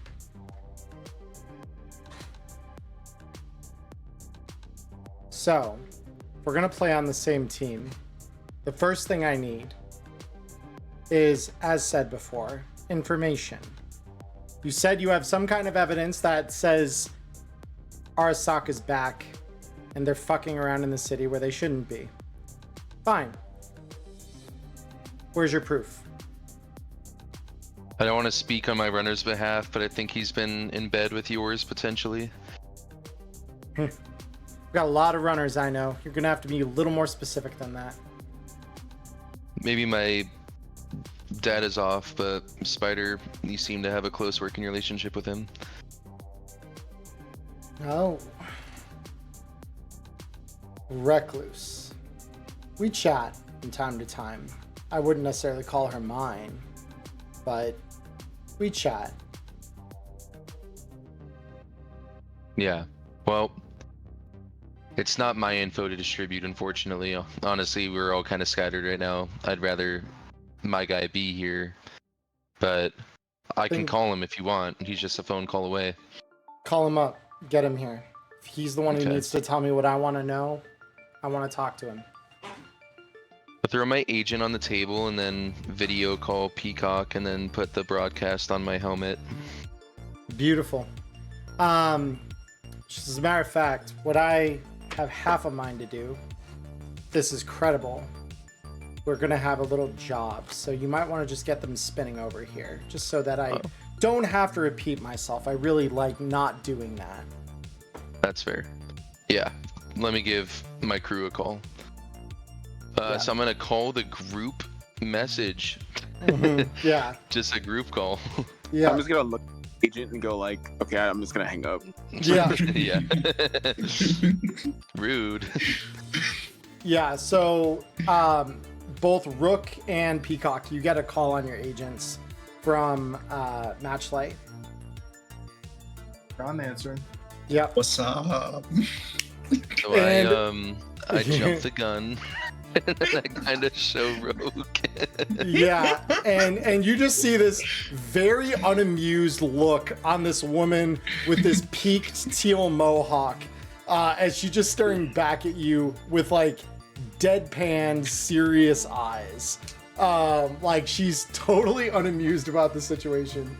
And she says, I want your asses here. We have business to discuss. And from the sounds of it, Runner, Wirehead, you might know a little bit of something interesting, according to your media friend here. Oh boy, my ass is getting pulled in every which direction. I'll be right over there. Miss ma'am, 10-4. Rook, I'm sure Rook has had like reports of Rogue going across his desk other than just like talk of things, so he knows like the things that may lead back to her, like he knows her rep maybe like slightly a tinge more than your average Joe, just because I'm sure she's involved in some interesting things. So he's like, holy shit, is that Rogue? What the fuck are you doing? Yeah, and she just says, the one and only, get your ass over here. Don't make me wait. You know, and there's gonna be like no response, just kind of like you can see a little bit more like purpose in his movement. Like you can see the phone swing down to his pocket as he's hanging up and just getting in motion to get over there. Yeah, so you guys can definitely catch a ride together over, because I assume you guys are well, no, you guys are actually pretty far off if you're coming from like the uni district. You guys are kind of the opposite sides of this thing. Still all the same. Because Peacock, your lifestyle is what? Good pre-pack? Kibble. It's still kibble. We Still haven't refreshed it. So it'll cost you 20 eddies then to get up to Rogue. I'll just have to take the hit. Yeah. I'm guessing it'll be the same for me. If you're kibble, yeah. Yep. And, I haven't had a chance to upgrade yet. When the rent is due. When the rent is due. If I can afford rent in the first place, it's looking a little rough. Yeah. I can spy you some meds. So you both get a cab over, and it's each of you probably only about 15 minutes tops to get there. Rook, for you, it's probably more like 10 actually, because you're on the north end of the city where things are a little more put together. You both arrive, and as you walk up to the door, this same large man with an Ocuset looks you over and just says, all right, it's interesting. Getting a lot of jokers showing up today that I don't normally recognize. The fuck are both of you? So I still have my mirror shades on, right? Mm-hmm. And I just kind of tilt them down and look him in the eyes. And I'm like, Peacock, may have heard of me. Let me roll a quick dice here. This would be really funny if he didn't know who I was. Oh no, he definitely knows who you are. He says, yeah, that's right. Rogue said something about some extras coming. All right, head on in, check your iron with the desk on your way through. And with that, the doors slide open, and sure enough, you see ahead of you what it basically is like an airlock. The doors that you're walking through now kind of close behind you as you walk through them. Off to your right, there is this desk with bulletproof glass in front of it, with a slot underneath for you to slide your guns through. And this is my +1, by the way. All right. Thank you, my good man. I'll dump off my guns. Yeah, same here. I like the thought of seeing a guy try and fit one of those beast shotguns through like a bank teller slip under the window. Yeah, that it's more like a compartment down at like the base of things here that is long enough to accept like long rifles and shotguns, things like that. But yeah, like as you check it through, you see the woman on the other end kind of like tag it and put it over into a locker. And the door ahead of you, red light goes green, and the doors hiss open into the green light and synth and chrome rock of the club. And as you walk in, over on your left, in a booth at the corner of the club, you see Celsius and Matchlight sitting next to the rogue Armendiaris, talking over the gig to be here. Yep. What's up, fellas and lady? Yeah. And as you both sit down, Rogue says, either one of you drink, or are you taking water too? Just a I'll beer for drink. me, whatever's popular here. I'll take I don't know, I just see the bottle of tequila, and I'm like, I'll have that. Fuck it. We're here. Hey, Julio, one more glass and a beer. And you know, within a few minutes here, as you kind of sit down and settle in, another glass is produced before you, and Rogue pours you a glass of tequila. While Rook, you have a brown bottle set in front of you. Rogue says, all right, so your terrorist media friend here tells me you've got some information that I'd find interesting. Things that apparently talk about Arasaka coming back or some gonk shit like that. I wish it was gonk shit. Well, hang on, let me wrap my head around this first. Yeah, you're good. Above table. No, totally, yeah. Because you're just like, you walked into the most legendary spot in the city for the most part here. Yeah, I don't know, the air or something. Let me catch my breath. Yeah. It's been a weird 20 minutes. Yeah, Rook's caught while you're piecing that together. I'll just a little bit of note of flavor for Rook. His NCPD brain is flaring up right now, and he's just kind of scanning the bar, seeing all these very well-known criminal entities just kind of strolling around the bar, halfway freaking out. Yeah. All right. Okay. I think I've compiled it all. So, I'm sure you saw a couple weeks ago, the situation at Precinct 1. And from that, I took the liberty of siphoning some files from that system before it went kablooey. And what we found, not just from the servers, but we also were able to hijack the NCPD dwellers' personal data collection, is a few things. One of which, as Matchlight has already told you, Arasaka is involved in dealings with real estate and private equity around Night City. Right? Not super surprising. Few things about that. Has Matchlight already mentioned Kernigan to you? You mentioned the asshole wants to do some shit to the local neighborhood of these two gonks, yeah? And right. So, really wants his head on a pike, I'm gathering pretty quickly here. Yeah, he, whole club wants his head on a pike. Yeah, so the summary is Kernigan has been buying plots of land around the city to expand his real estate empire. At least that's what I gather. With that, right, all well and good, normal corpo shit. But with that comes some problems, and namely us. And in order to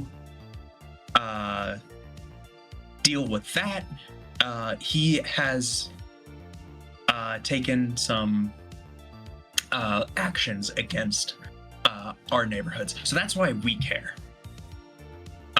He endangered a previous employer of mine. That's where I kind of come into this. But you don't really care about that. You care more about Arasaka, and I will tell you how they factor into this. They are in working with K-Corp, Kernigan's shell company, to facilitate the acquisition and of these assets around the city. And my assumption with that would be, well, I don't really know why, but I'm assuming that they get some sort of slice of the pie for their troubles. And so Arasaka gets a hole into the city, and Kernigan gets his assets that expand his empire, and he's rich and they're rich and everyone's happy, which makes us unhappy because that just so happens to be our neighborhoods. Are you with me so far? Yeah, but I am a little confused about the part where the fuck do you have proof it's Arasaka he's talking to and in bed with? Right. Proof. That's important. I have a computer with me. How much time do you have? It's for Arasaka. I mean, I've got as much time as I need to figure out you're not feeding me a line of bullshit. Right. I'm just letting you know, once I give you this data, you cannot unsee it. You understand that, right? Yeah, just send me the fucking data, kid. And you can tell she's just getting impatient. Like, right. So I literally hand her the computer, and I'm like, it's all on here. and she opens it up and starts tapping the keys a little bit. And she starts looking through, you can assume probably the same files Recluse was looking through earlier. And she starts eyeing over a lot of the precinct data and says, okay, yep, financials, checks out. All right, so yep, that's normal shit. Kernighan is an asshole, as usual. Huh. Haven't seen something like that in a while. And you could tell as you are kind of looking over her, like not over her shoulder, but like from up alongside her where you can kind of half see the screen, you see the coordinates open up into her vision. And she starts scrolling through them. She says, wow, that's very, very interesting. Okay, so you're not full of shit. Arasaka's old corpo encryption keys, so they're not using new tricks. And a boat. Boat? She ignores you, and you see her kind of like her eyes drift up towards the ceiling as though she's looking at no one in particular. You see a series of lights light up alongside her head as an internal agent activates. She says, Nix, I've got some interesting coordinates I'm going to feed you here. I need information on all of this. Give me general spec for each of these, especially this one. And with that, she turns back to you. She says, you said you got this off some runner at the NCPD? Yeah. And she looks at you, Rook, and mind you, the lights are still blinking on the side of her head, showing like a call is active. And she says, and you, I know a badge when I see one. So how the fuck do you figure into all this? Just, are you Golden Heart like your terrorist buddy here, or is it your neighborhood that this guy's trying to erect some kind of office plex in as well? Well, it's not exactly my neighborhood, but I spend majority of my time around there. And like he was saying, they're moving in and trying to buy it all up and just displace all of them. I've always thought that what I was trying to do as a badge was actually help those people, but it turns out being wrapped up in all this, that's the exact opposite. All they're trying to do anymore is help the corpse. Badge with a golden heart. You've got quite the interesting crew.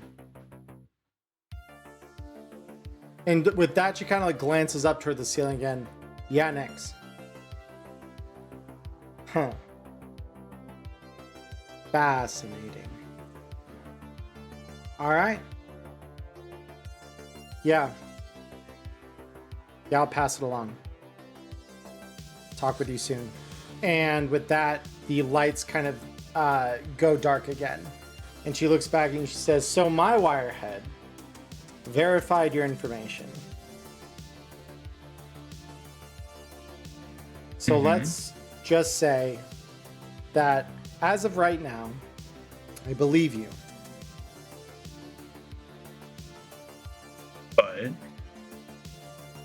But it's one thing to stumble into some information, and it's another thing to prove to me you're not just some randos who showed up at the right place at the right time. So I'm gonna need you to prove you're actually as good as the rumors say you are. So I've got a little gig. Same wirehead that I trusted with your intel he got a spec, an old data repository north of here, owned by Zeta Tech. Supposed to be some very interesting information on there. We haven't quite sussed out what,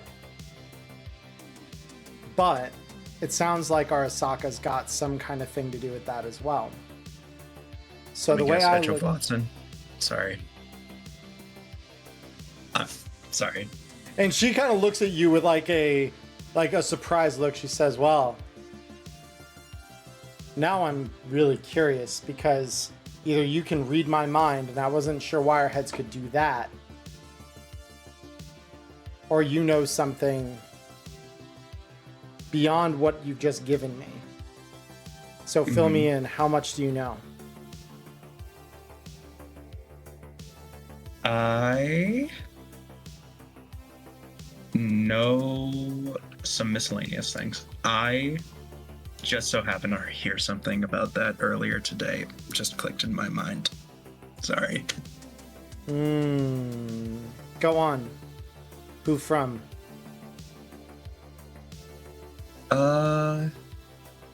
Some spider. And she looks back over at you, Matchlight, and she says, so, I start to like imitate dots connecting yeah. with my hands, and then a little graphic shows up on my helmet. The terrorist over here tells me you've been speaking with Recluse lately. Is that my new handle now? For now, till you've earned your other one back in my eyes.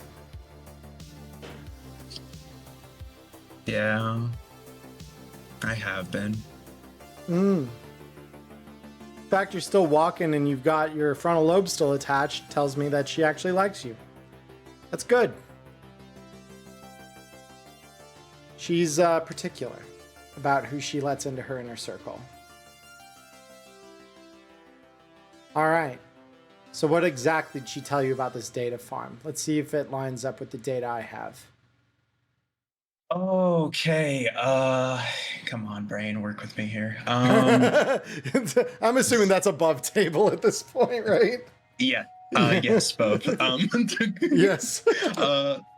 Arasaka had some logs that were filed in the server farm. Zeta Tech recently acquired this server farm in the edge of Watson something about a month ago, and hasn't really made a move on it quite yet because bureaucracy and all that bullshit. So, but the clock is ticking. Do I got it right so far? So far, that lines up with what I know, yeah. What do you know about the data inside? Does she have anything to say about that? Oh. I know. I just don't feel comfortable talking about that. You know, though. You already know. It's like, what are we doing? We don't know. I don't actually. The one detail I don't have is what's in there. You know, now I am dead curious. We'll go get it, and you can find out then. There you go. Yeah. Consider that your trial run from us. You feed us good info, we'll do a good gig, and you'll get all the info you need. Yeah. We have to... Listen, if I just gave you the info now, we'd have no leverage. It's just how this whole arrangement thing works. Because we want to work with you, trust us. I mean, the names that are getting tossed around this table just in a short order of less than 30 minutes are enough to send a shiver up the spine, but I think we'll need each other. But we'll need to know how we can trust each other and what our relationship looks like, so we're both doing tryouts the way I see it.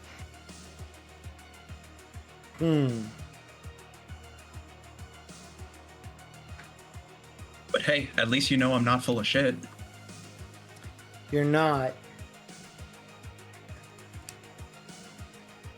Consider this a goodwill gesture. 2,000 eds for you to do the job, but I need, if you're going to get that full payment, I do need to know what you know about that data. Because if it's anything that I can start researching ahead of time, if it's got anything to do with Arasaka, we're going to need every fucking second we get. You do understand that, right? I'm gonna turn to Match, and I'm gonna be like, listen, if I tell her, my cards are on the table. So That's a thing, Rogue. We are unfamiliar for the most part, so I understand that time is of the essence. How long do you think this gig is going to take? Is it something we can do today? Because I mean, I'm locked and loaded. I look over at Celsius. I don't know about if you brought everything you needed, but I'm good. I always take what I need. All crew, right. your rep. An afternoon. It's probably all you need. Dive Is that in. enough time for you to hold out without the info? Because if you feed us good info and this gig goes good, and we know that this is going to be something that we can continue as a working relationship and it's beneficial to all parties involved, we'll give you everything you need because it's in our interest that you have it as well. In fact, that's really already probably the case. We're just being cautious. And again, when you're this deep into things, seeing the kind of shit we are, I mean, you know better than I do. It's your job to know that you just got to be careful. Let's just say I know something about that SIG off the coast. So depending on what you're withholding from me, we could be looking at hours if what I think is out there happens to be right. All right. Well, I'll leave it up to you, Peacock. It's your info. So shit. Rook's gonna kind of lean into Peacock and say it's kind of quiet, mainly because he doesn't want Rogue to hear to seem desperate about it. But he's gonna be like, I could really use those heads, and it sounds like she has more information to trade. If you can trade that to get it out, I'd say it's worth it. We're already kind of moving forward with working with her. It seems like Yeah. we're going in the same direction, anyways. If we can get something out of it, I could really use it. So at this Go ahead. point, Celsius is going to sort of like not like slam his fist, but like put his hand down like hard enough to get attention. Just And- like, yeah. He just look at Peacock, look at Matchlight, and go, look. I'm going to gesture with his both hands. It's fucking Rogue. What more do we need to do? Why would you not trust her? Because it's fucking Rogue. But yeah, to your point. Go ahead, Peacock. Alrighty. I think Genie's out. Time to uncork the bottle on this Genie lamp. Atom Smasher. Oh. I didn't know that. Yeah, I'm just going to look over and go, what the fuck did you just say?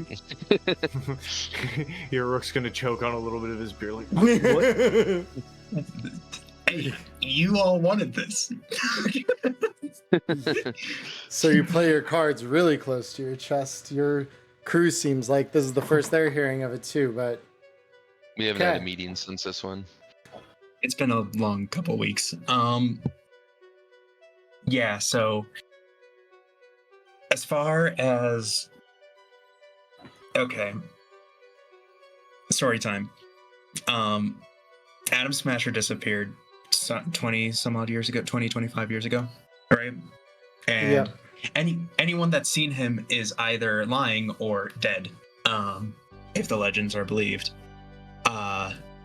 Arasaka had that data farm, and hidden inside were some logs suggesting technologies in which they could track Atom Smasher, basically keep him on a leash.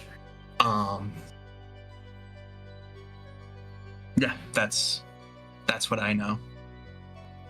And if you want something that, you can follow up on with your colleagues, I have a name. Go on. Hajike Taki.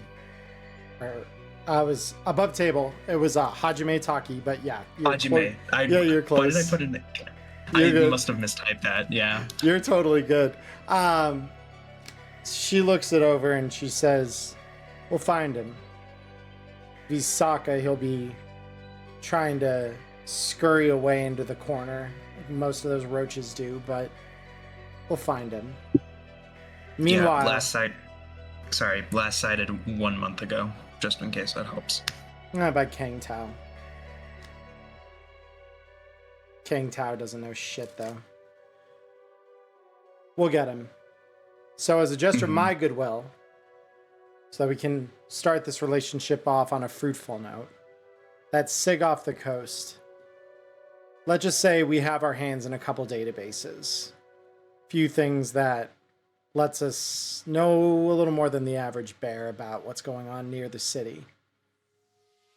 Bellis Pack came back maybe 2 weeks back on my payroll. Told me something about a cargo carrier, massive thing. Something named the Anne Boleyn. Name the what? Anne Boleyn. And okay. A super carrier. Got all kinds of fancy ass cargo in it. The reason they didn't approach is because they couldn't help but notice that the moment they had sighted the name of the ship on the back of it, along its side, they saw that lovely little logo that I'm sure all of you are very familiar with, Arasaka. And they thought better than to approach it. But based on what they told me, the data they handed me, well, I think that's your SIG. So if Arasaka still knows it's out there, and they're using it as some kind of weird staging ground for some of these exchanges to take place. I mean, hiding just outside the city's jurisdiction sure does sound like a fine place to operate from, doesn't it? Yeah, it does. Good to know. So here's what is going to happen from here. You go in, you get me that data. I pay each of you 2,000 eddies, and I'll add a favor to that. Consider it a token of my goodwill. You can do that, not end up dead or captured. Maybe your rep is actually worth something.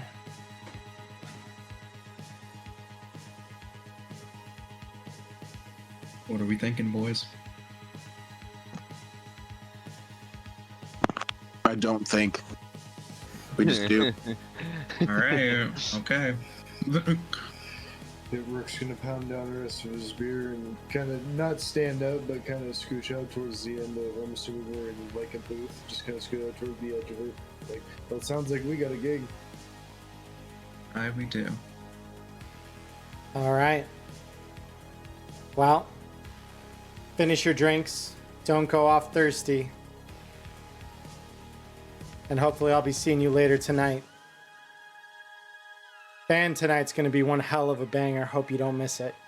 And with that, she stands up and walks through a door leading to the back of the house, behind which it slides, and you hear that subtle click of a lock. All right. Yeah, I feel naked. I'm gonna go get my guns and leave. Yeah. So, any of you who have a reputation lower than 5, which I believe should be both Rook and Celsius, raise your reputation to 5 for having been seen with Rogue at the Afterlife.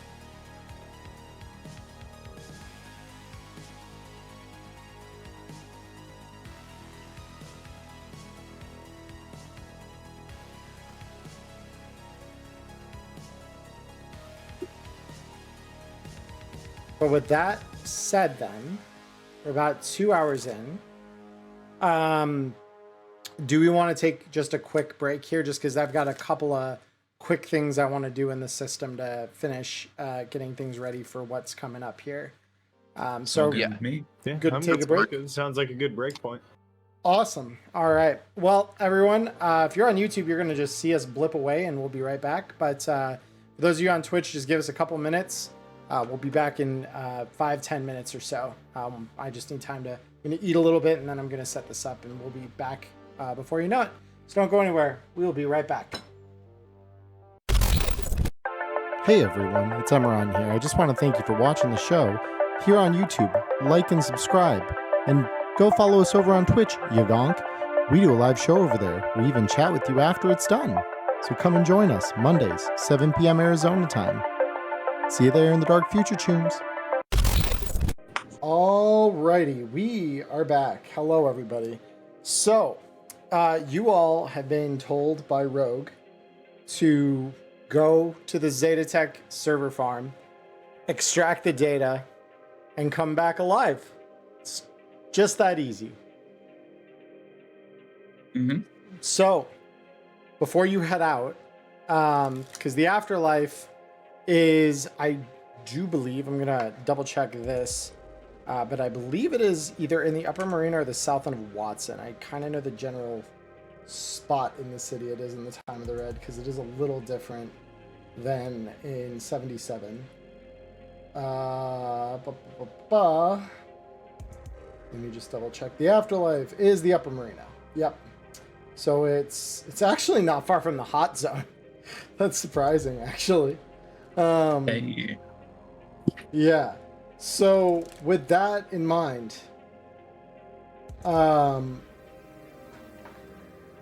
is there anything you guys need to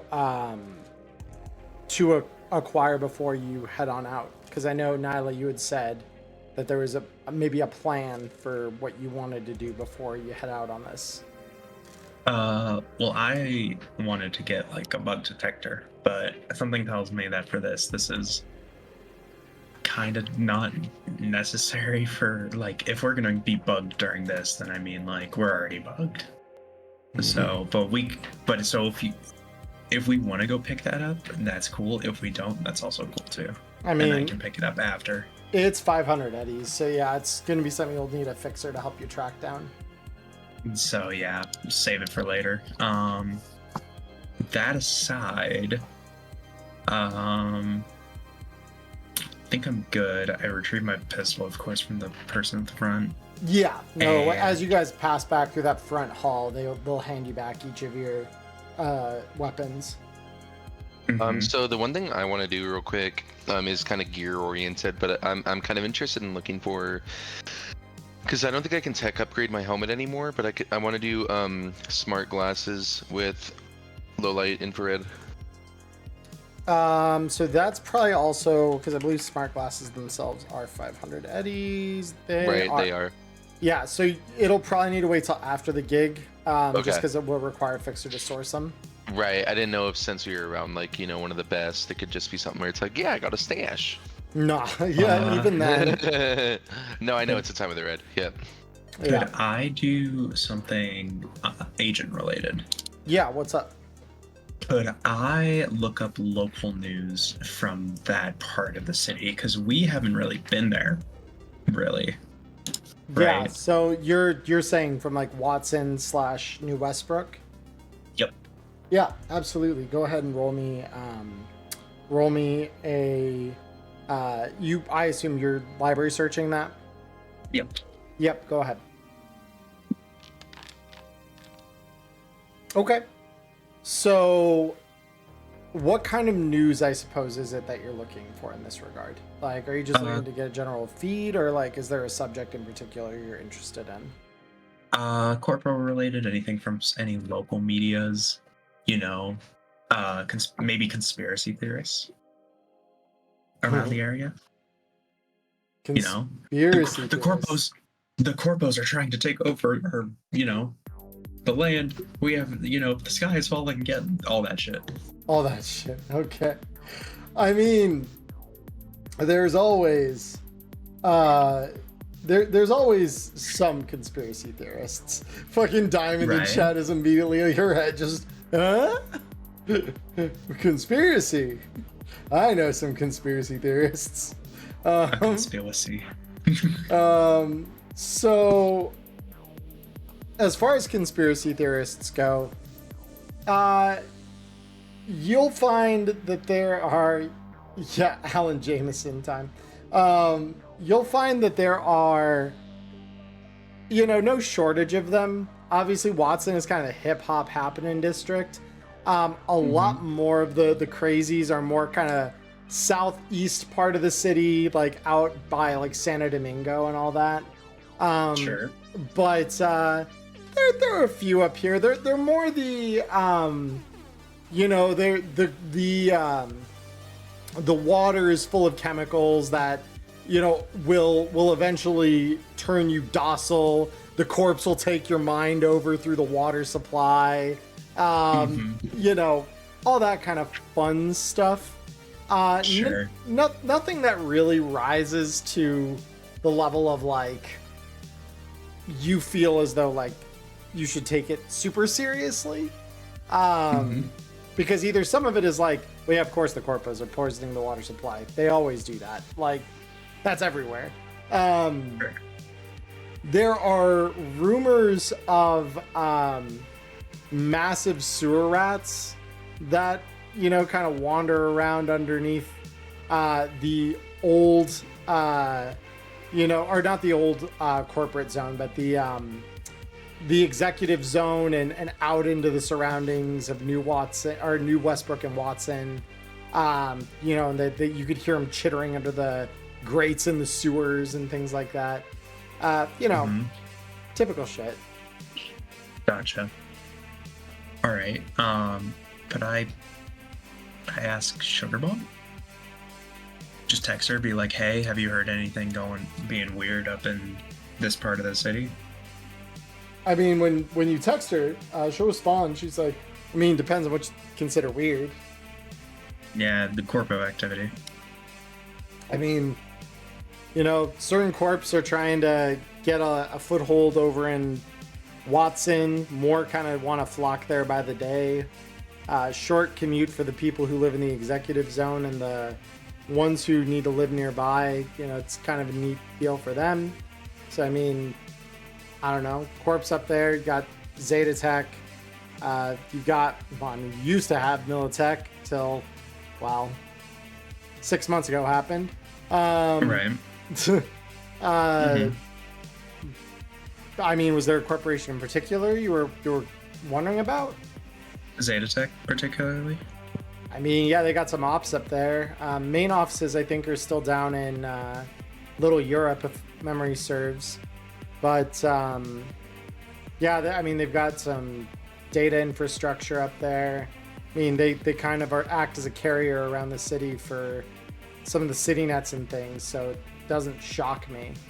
But, yeah, I mean, typical kind of like they hold part of the city's data infrastructure in the palm of their hand. Cool. It's just the usual. Okay. All right. Yep. Thank you. That's all I wanted. Beautiful. Anyone else? No, I'm ready to rock. I'm chilling. Only thing I've noticed on the cab ride, I've got 2 rounds to reload, just so that it's noted from the player side. Fair, yeah. All right. Let's rock up. Beautiful. All right. So you guys, I'm assuming are just going to get a cab together to go out to the near the facility, I would assume, because it is a little bit of a distance. Okay. Beautiful.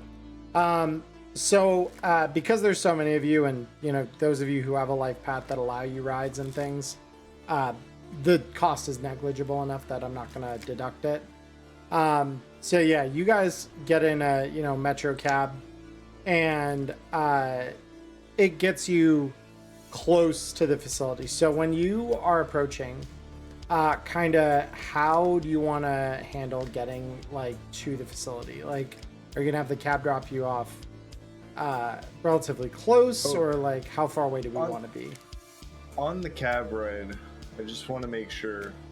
Could I have perception check or something and make sure that we don't have a tail still? Yes. Because I had a tail earlier in the day. I want to make sure they didn't send out a fresh one because old one didn't report in. Sure, go ahead and roll it. I don't see anything. Matchlight, you're not seeing anything. Oh no. Ooh. Oof. Yeah, no, you don't see anything. Hold on, let the perceiver do the perception. Let Don't sound Overwatch so sad do the about it. You're good at Overwatching. your role. There you go. So yeah, you guys, as you're driving in the cab, or riding in the cab, I should say, you don't seem to see anyone following you, even Celsius. You don't seem to see anyone following you, least of all out of the afterlife. I mean, you kind of get the vibe. If someone tried to tail you in there and they shouldn't have, then, you know, they would have probably been turned away at the door. So you don't see anyone following you, at least not at the moment. Whew, well, that makes me feel better. Okay, how do we want to approach?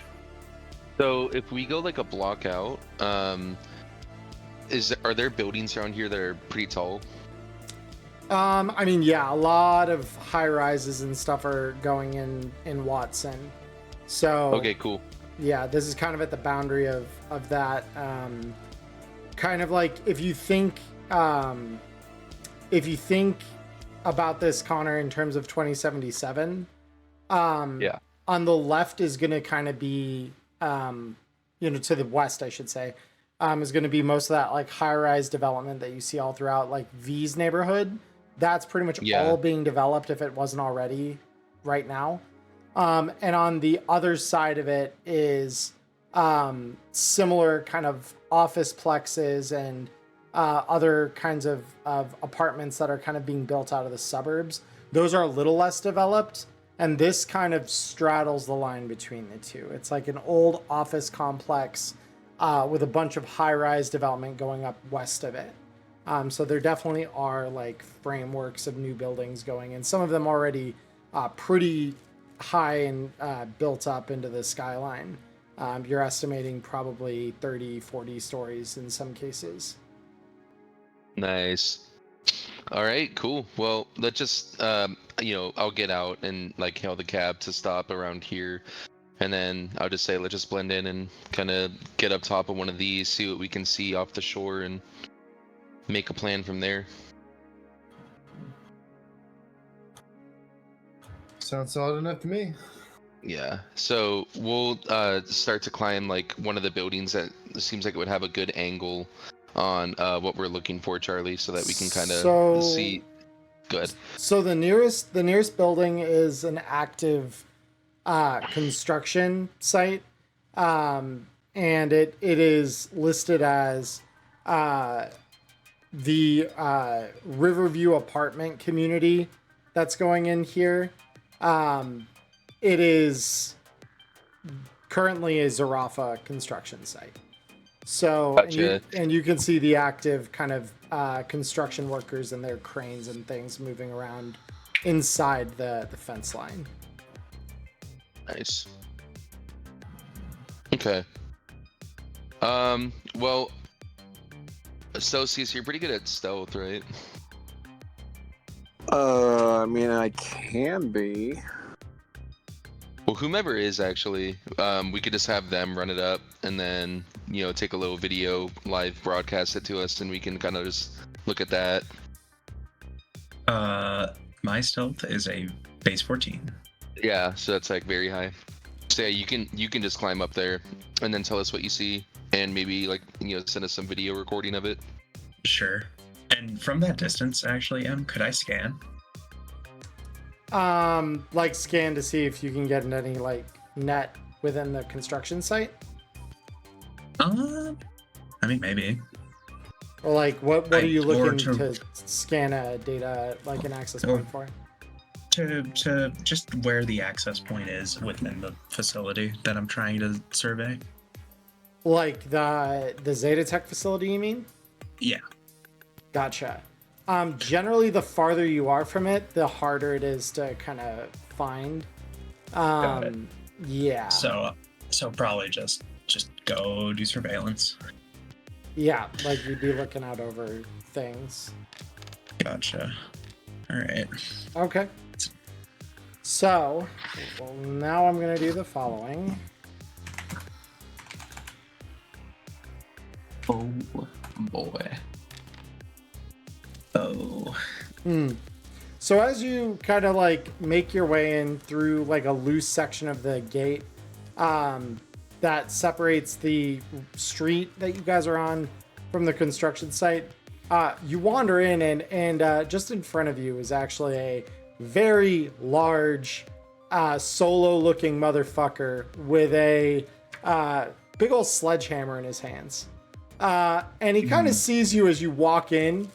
Like he's about, I don't know, maybe 4 meters from you. Like he's really fucking close. So the moment you walk through, he just sees you immediately and he looks at you and gives you this look of, are you sure you want to be here?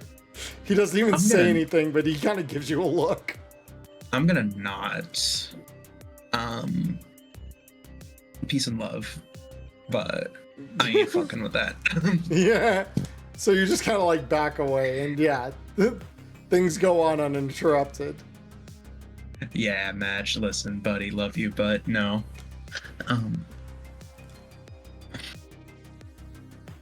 There is a big solo motherfucker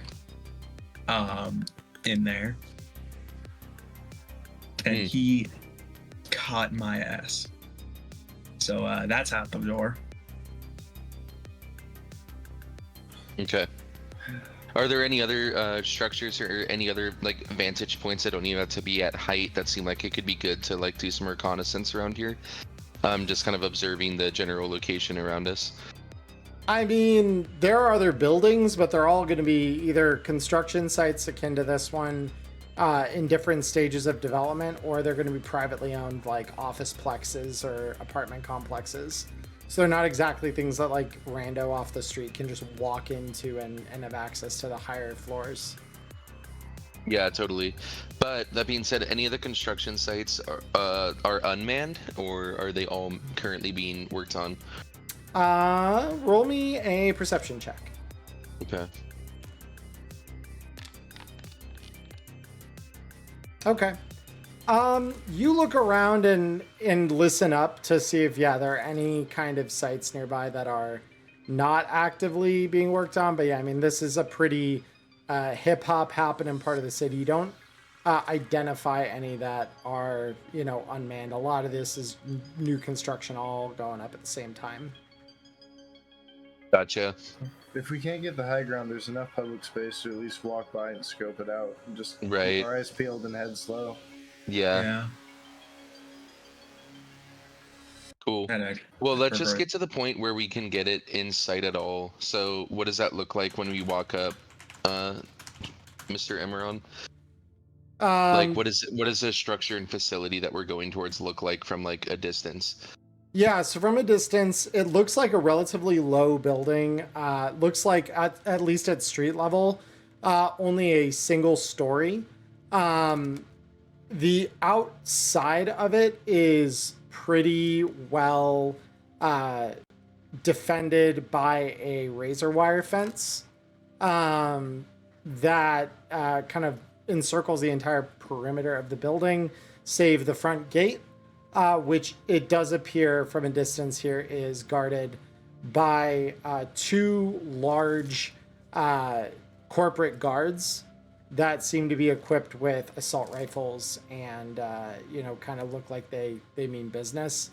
You know, Zetatech is one of the more powerful corporations in terms of sort of their reach across the city. So they have not spared an expense, it seems, on their security detail here. And using that perception from before for you, you also recognize every so often off in the distance, you notice like the faintest little, it almost looks like a gnat as far back as you are now.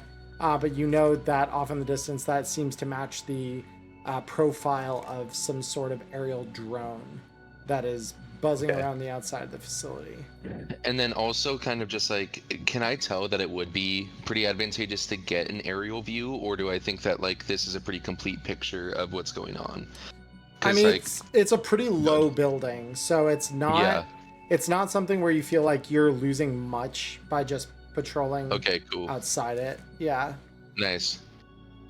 Okay, so how do we want to do this?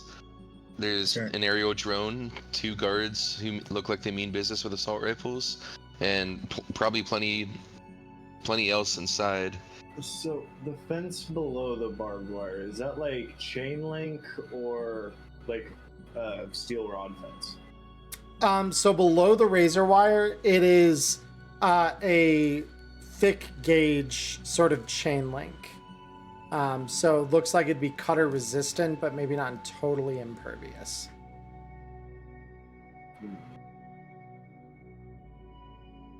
See, what I'm thinking of the possibility that with my linear frame, I could attack it at like the pole side and like dislodge where the chain link is going across the pole, like where the ends are now.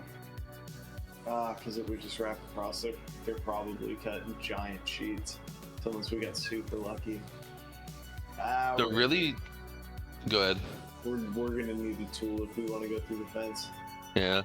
Really what we want to do is find a place where maybe there's an access point for our netrunner, because then they can just open up the way for us pretty much. Whatever kind of security that they have can just be turned against them and or just made inoperable. So we might just want to make it so that Peacock can get close enough to do, a scan on the area and see if the he can fence perceive any nodes. The fence does create like a gap of roughly you're guessing about 15 to 20 meters between the outside of the fence and the outer walls of the actual building. So getting But that's close pretty enough far. outside the chain link is probably not happening for a netrunner. Yeah. The only thing I can. I got it. What's up? Armor jack laid on cross of the wire, depending on how taut it is. Just kind of spread it out and give us a platform to climb over, and then once we're over, we yank it back down. I put it back on, and that gives us a way over it. Well, how tall are the gates? The fence is probably about you're guessing 3 meters or about 10 feet. That's tall. Yeah, it's like proper security fence. Well, Like, we it's can meant to boost keep each other up. people We're out. really good at that, if you remember. That's actually our group specialty, is boosting each Oh. other up to tall places.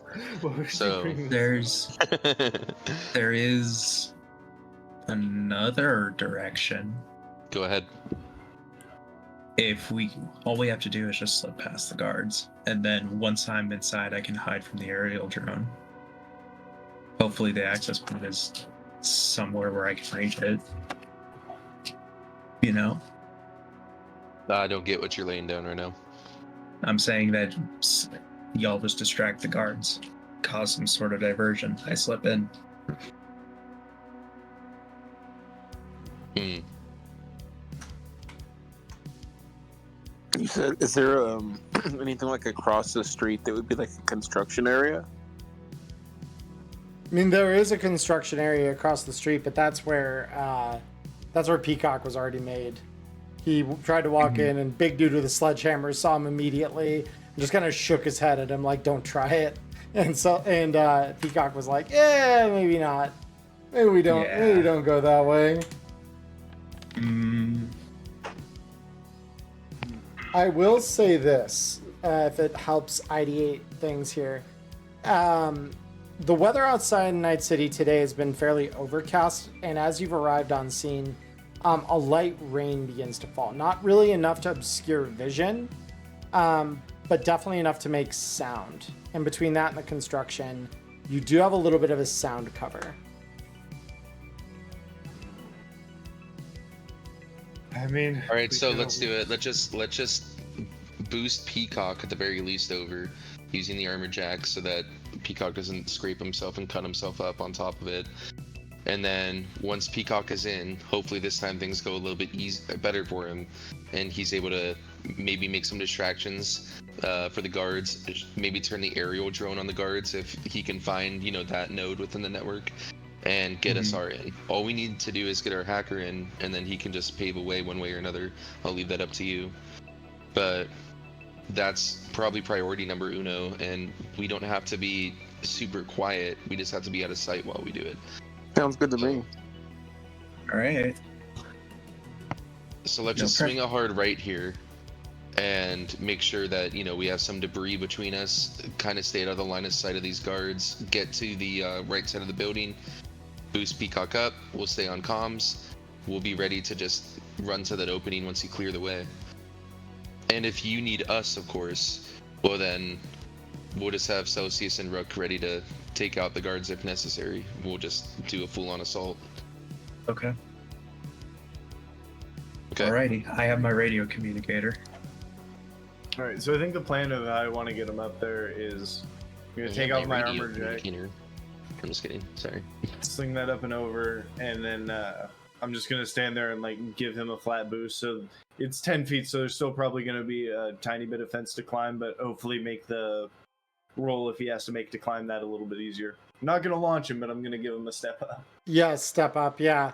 Both of you roll me athletics checks. I'm great at those. Sarcasm? I mean, Peacock, that did Yeah, not that's look pretty good. bad at all. Yeah. So yeah, Rook, as you kind of like push him up, this is the way I'm judging this, by the way, for supporting skill. You got like 2 success categories above him based on like standard DV. So I'm gonna give you that as though you had succeeded +2 higher than what your roll currently is, Peacock. You do manage to get boosted up. And Rook, you said you were sending him up with your armor jack so he could kind of shield himself from the razor wire. Well, I imagine like the kind of hook shot throw over the top to kind of hang the armor jack on top of the thing and then lift him up there because oh no, that is 10 feet. I probably wouldn't be able to jump that. So yeah, I'd be sending him up with the armor jack. Yeah. Yeah. So you send him up with it. Peacock, your luck is 2. That's fine. Could you roll me a d10, please? Right. Alrighty.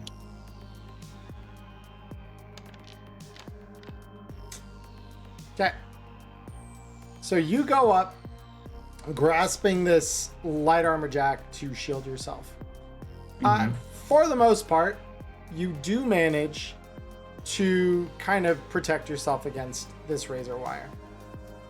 Sure. That said, part of it does slip off, and part of this does, you feel that razor touch against your leg. And you do feel that cut. We're going to see if it actually punctures your armor, though. Okay. Come on, baby. 9 half SP. So it probably will puncture your armor, and you will take damage as though this was a medium melee weapon, as it slashes your bodyweight suit for damage. Alrighty. So how So much damage? Well, your So I bodyweight take 4 suit, damage? Your bodyweight suit is 11, right? Mm-hmm. Yeah, so half SP rounded up is 6, so you'll take 3 damage, and your bodyweight SP will go down by 1. Okay. Yep, but you are over the fence. Go ahead and roll me a stealth check. Is that on the body? A body, yep. Cool. Did Stealth he check? just drop my armor jack back down to me, or by the way And- that he kind of got over with it, would he have to toss it back over? And I'm gonna spend a luck point. I You're gonna- imagine it's still probably hanging up there, right? It's probably still up there at the moment, yeah.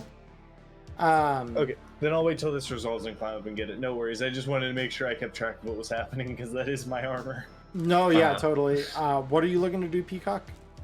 I'm spending a point of luck on this stealth. On the stealth check. Okay, cool. Yeah, and I'm gonna have this guy roll. On.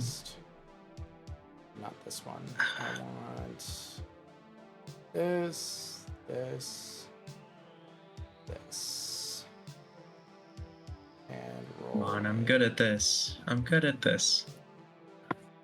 Are you good at this? Let's find out. Oh my I am. god. I am good at this. You are incredibly good at this. Yeah. Let's The get guard the guard looks over, is like they're looking around. They're not looking over at you in particular. And they don't see you tumble over or hear you, it seems, as you kind of look in their direction, and nothing appears to come your way. So you think, for the moment at least, you're good. All right. Once I am close enough, scanner. Beautiful. So, you wander closer to the building. Go ahead and roll me that scanner check. Okay. So in front of you, you do get a ping off of something. One small complication with this is that it is a camera that is looking off the side of the building in the direction of the main gate. Meaning to access that node, you'd have to get yourself in a pretty plain view of these guards. Like, they are pretty much directly across from the building at the gate. And this camera is set to overlook that area. So getting up to it and hacking through that is going to be a lot. Wonderful. Okay. What is around me? So on the other side of this fence, it's a relatively open parking lot. There's a couple of vehicles parked from, you can only assume, probably the guards or anyone inside the building. But otherwise, it's a relatively open. It looks like at one point, this was probably a much larger, in terms of its employment, much larger facility. Because the number of cars here greatly, or the number of spaces, I should say, greatly outnumber the number of cars that are in this parking lot. There's not a lot of people here. How many cars can I count? You think roughly about a dozen at a glance. A dozen? Okay. So like 6 guards ish, if we're gonna say half of them. Oh, assuming they didn't carpool. Roll me a perception check. Come on, I'm not rolling well today. It's all good. You're dealing with base 10. Base 10 is hard. Something you do notice, actually, as you get closer to the building, you're kind of looking around and taking in your surroundings. You notice there is a small hole in the fence off to your right, like an extremely tight. It would be a very tight fit, but it's on the opposite side of the building from where the guards are positioned. Opposite side. Okay, so it'd be in opposed to the back. Yes. Okay. Yeah, if the guards are in the front, then this would be on the back. So I'm gonna, I'm assuming the party can still hear me or see me. So I'm just gonna point towards that hole and kind of just say hey, check. Because I have just radio over to them hey, check around the corner, there's a hole.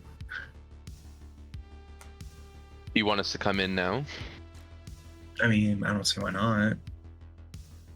You asked for it. I'll try and if I'm getting an invite. But first things first, I have to go up that fence and retrieve my armor. Okay, roll me athletics. Can I help him? Just give him a +1 by boosting him up. You can try, roll me athletics.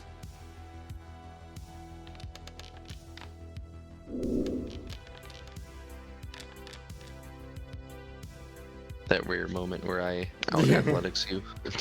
So, you do manage to boost him up over just high enough that he can grab that the armor jack off without it causing a huge disturbance. You barely get that, but you do. I am cursed going up things. I've learned that now. I think this is only the second time that I've tried to jump or climb up something, and both times I've crit failed trying on 2 separate characters now. Yep. No, but hey, you did it. You're good. This time the boost actually did work. That is weird, huh?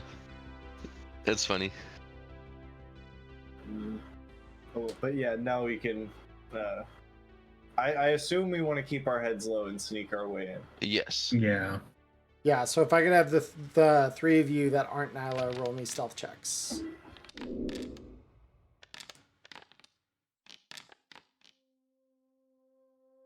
Sorry. My apologies, team. All right, so let me have these guys roll another perception check. Oh, another note. I need to mask up before I end up on camera doing something. Yeah, I figured you were going to do that. All right.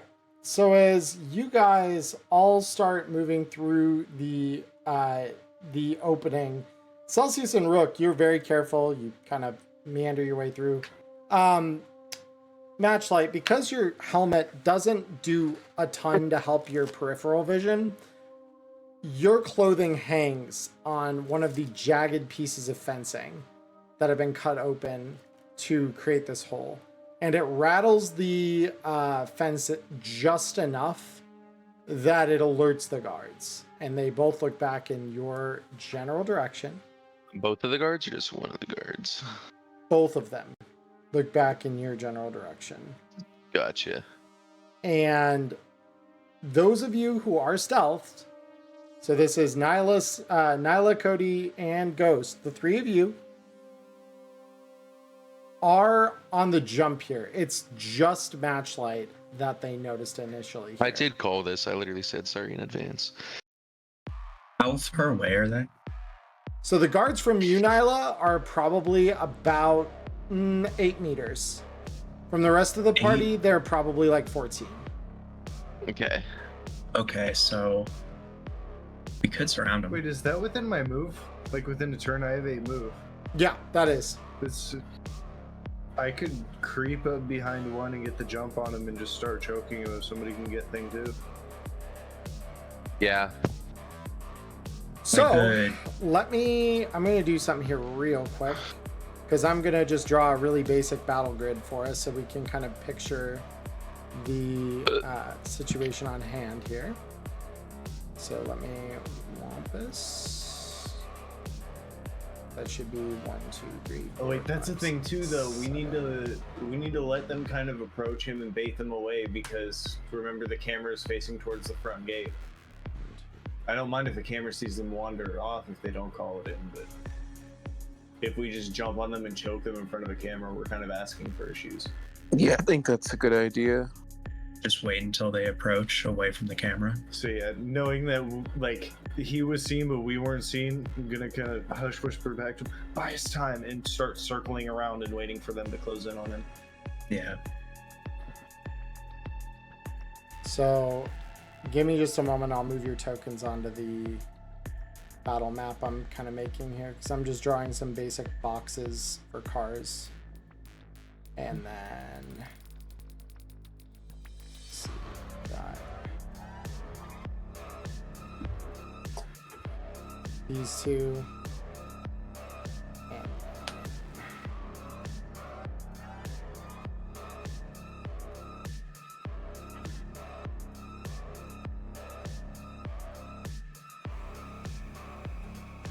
all right. Then I've got Matchlight. Gonna be roughly here. Celsius and Rook, and then Peacock. You're about here. And so I will move everyone over to the battle grid. And I am activating everybody's combat state. If you all could just roll initiative for me, that'd be awesome. Yes, sir.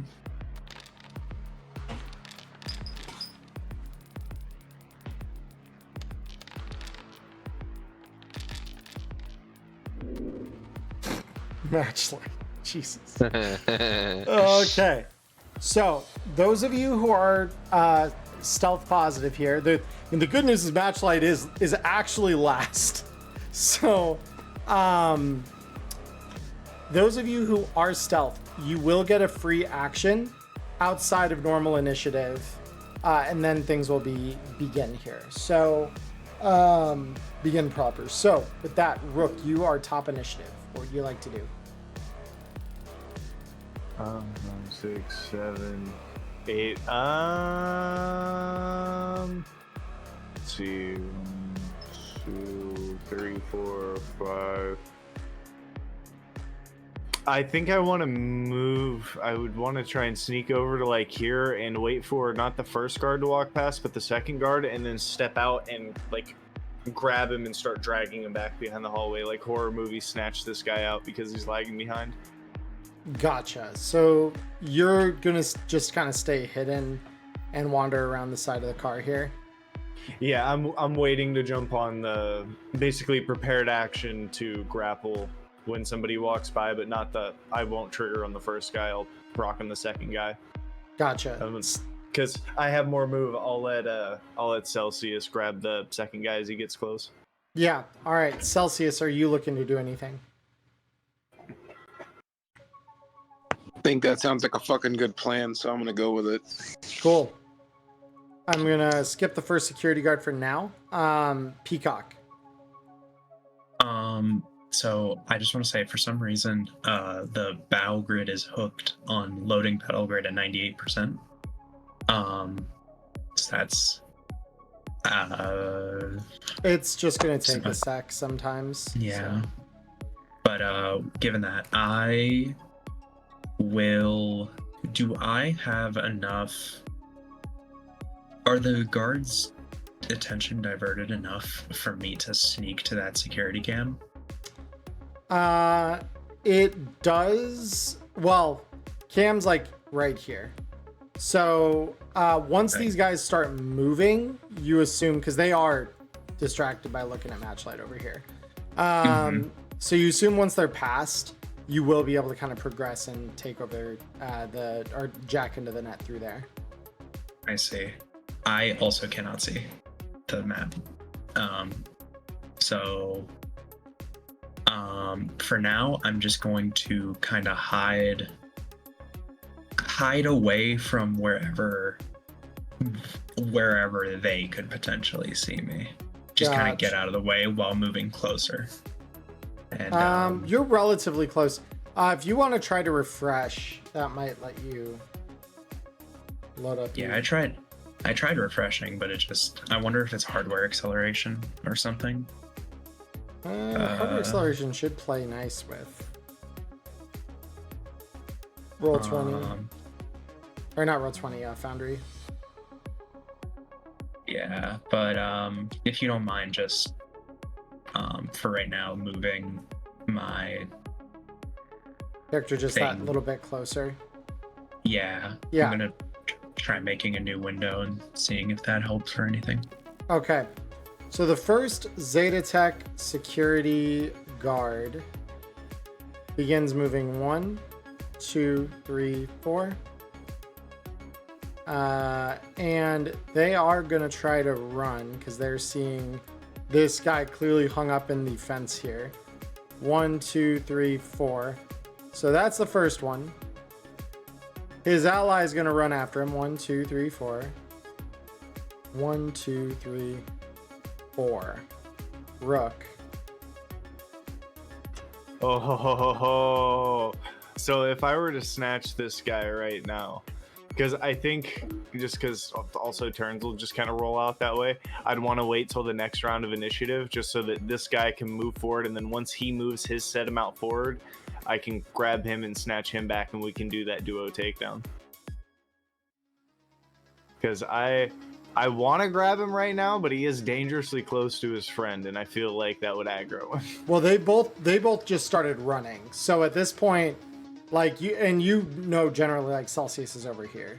So the fact of the matter is, you know that Celsius realistically will be able to act before your next round. Okay, I have a little bit of move left. If I were to grab him, would I be able to use like the I'll be conservative and say that I had 2 steps left over. If I take like the 1 step back and 'Cause you- drag him slightly into these shadows. You started here, right? Yeah, it would have been like 1, 2, 3, 4, 5, 6. Wait, hold on. 1, 2, 3, 4, 5, 6, 7. Oh no, it would have been 8 to completely move there. It would have been So, 8 yeah, because it you're would be rounding that. So yeah. I mean, you'd grab it. I could turn him. You could. I Well, could, like, it's rotate. your turn as soon as Matchlighter has a chance to act. True. So you're just about ready to go on your next move here. So do you want to make the attempt to grab? No, I'll wait until the next round of initiative. That way I know I can grab him and step back. Okay, Matchlighter, what would you like to do? I'm probably gonna, because yeah, they have guns and I want to get shot. So I'm probably gonna suppressive fire them, and then run to cover myself. So I'll first do the suppressive fire, just downrange here. So let me roll that for you. And this won't affect Rook or Celsius because both of them are out of the spray of it. Beautiful. Yeah. Okay, so here it is. Beautiful. So both of them are going to roll concentration. That's conversation, excuse me. Where's concentration? There we go. Let's talk about it. That one doesn't still not succeed. enough. That's crazy. And that one's nowhere near enough. So yeah, you suppress them and both of them look terrified. So I'm going to just Dino here. This should be fear, right? Yeah. Beautiful. All right. So both of them are scared as you just let loose a hail of bullets. Rook, we're back to you as you see these guys just I'm get gonna move suppressed. too, though. Oh yeah. Go And ahead. also, oh yeah, they move for cover on their turn technically, don't they? They Yeah, do. Okay, so 1, 2. Can I just be in the same square as Celsius? Is that possible? Yeah, it's 2 meters. So yeah, that's Nice. fine. So Alrighty. Rook, we're on you. Yep. So I'm going to grab this guy, and I want to. Once I have him grappled, because it's a stealth attack, so he'll have to wait till his turn before he can fight back, right? He will, and he technically needs to spend.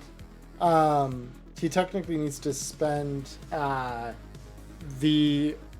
actions he would take this turn trying to move to cover. So he's kind of stun locked at the moment. Yeah, well, I'm going to be dragging him into cover, so he's going to just be scared shitless and then get drug out of it and not know what's happening. Yeah. So I'm going to wrap him, take 1 step back, Yep. and I want to spin him to this side of me. Yeah, and so you just immediately grab on. He doesn't know you're there, so there's no contested check. You just suddenly grab and just, and after the bullets fly overhead, you just grab onto this guy. With that, Celsius, we come to you. So you heard him suppress. You know there's another one around the corner here. What would you like to do? This sort of screws with the plan of me grabbing him as he rounds the corner. Yeah. I mean, shots have been fired at this point. You may as well just step out and gut him. I mean, yeah, I'm a little close, but I mean, I suppose I have things for that. Let me see. Oh yeah, this will be extra fun. Let me just check my range really quick. If I can remember how to actually function in this program. It's been a minute. There was no combat last week, so therefore I'm a little rusty. No, you're good.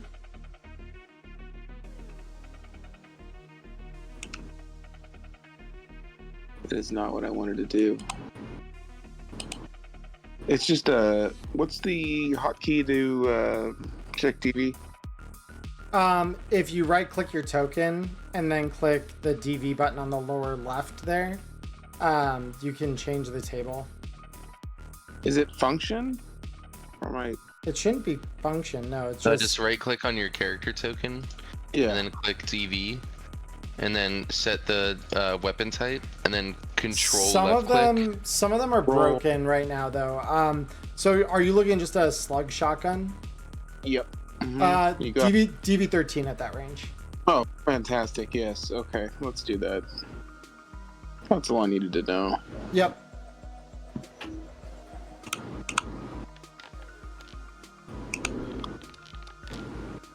Oh, you still hit. All right. Go ahead and roll me damage. Jesus. Holy shit, that's pretty good. Oh, that was hold up. Because wait, were you firing a shell or a slug? Because that was a shell. I guess it technically is a shell. What's a Oh, cone? yeah, it's a cone. But let's see, 1, 2, 3. Yeah. So 1, 2, 3. Yeah. So it's still just this guy. So okay, no big deal. But this guy is now terrified and on fire. Beautiful. And he can't do anything about the on fire part. So, and then you just round the corner. So fuck. 1, 2, 3, 4, and then is going to use his action to go 1, 2. He's back here now, and he's going to take 2 damage at the end of the turn. Beautiful. Peacock, we're back to you. All right. I still can't see it, but that's okay because I, at this point, I'm close enough to jack in, right? Not quite. This guy just ran around the corner. Okay. So Must- let me.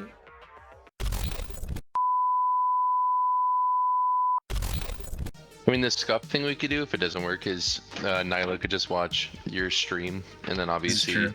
yeah, just like have you maneuver him wherever he sees fit. Yeah, because like we can do that for this round at the very least, so we can keep things moving. Right. Because your move. Yeah, let's just do that. Your move is 5. This guy is just around the corner now. No longer terrified because you dealt with that. But the cam is going to be right here on the corner of the building. And I know there's probably a small delay on the stream, so. Okay. So. Oh, so Do you just want to move? You'd be right next to the guard. They probably see you right away, but. no. So actually, I'm gonna hold, and basically like peeking around the corner, just kind of hold and see. Once Celsius shoots, at that guard around the corner, once he comes around, I'll also shoot. Gotcha. So you're gonna shoot at this guard this turn? Hold until Celsius does as well. So it's basically Celsius already shot him this turn. Oh, then yeah, I'm gonna shoot him. Okay, beautiful. So Alright, I do actually have access to my token, so I can just roll it. oh, beautiful. Yeah. Yeah, so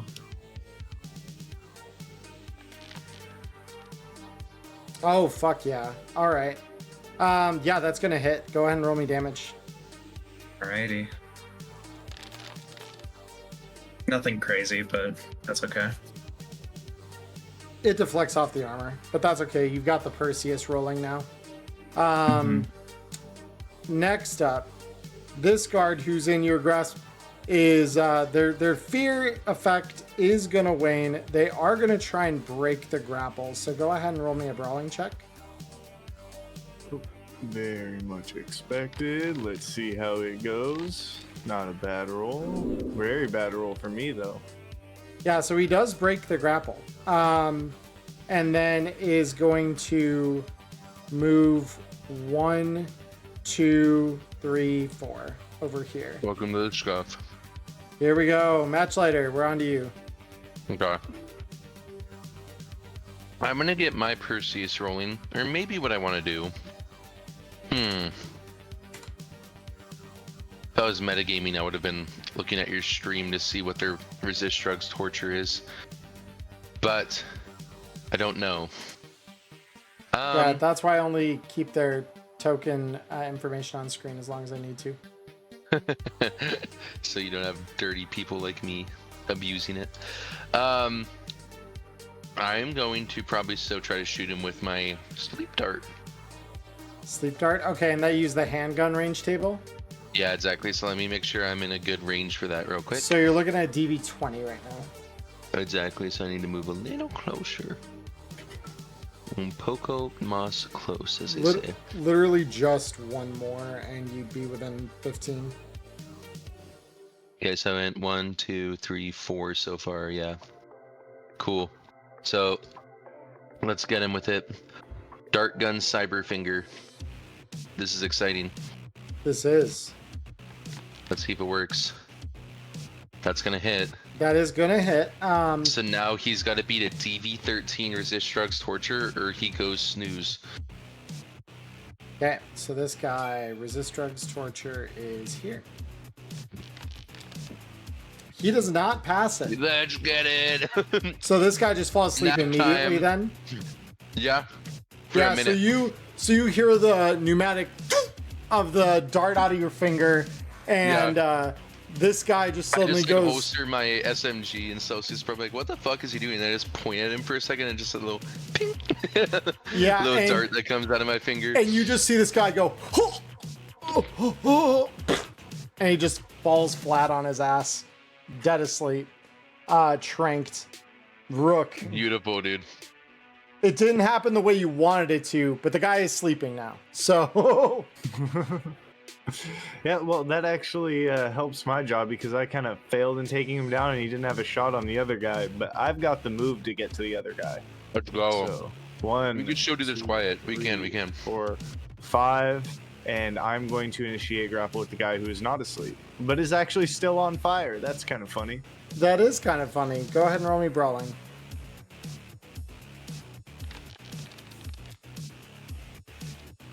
You succeed. You've got him. Nice. And how much move did I have to use to get over there? I wasn't counting. I was like You were the space here? because of the one step back. Yeah. Yeah, so 1, 1, 2, 3, 4, 5, 6, or let me see. 1, 2, 3, 4, 5. Yeah, you moved 5 to be here. Okay, then I will go once I have him grappled 6, 7, 8, and drag him back over to the curb. Beautiful. Yeah, so this guy is squirming. Celsius, we come to you.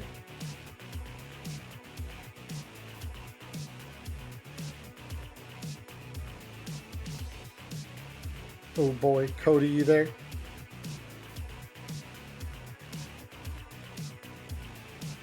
Give me just a moment. I just want to make sure Cody didn't do I'm here. Just give me 1 second. Yeah, you're totally good. No problem. We'll take 5 seconds.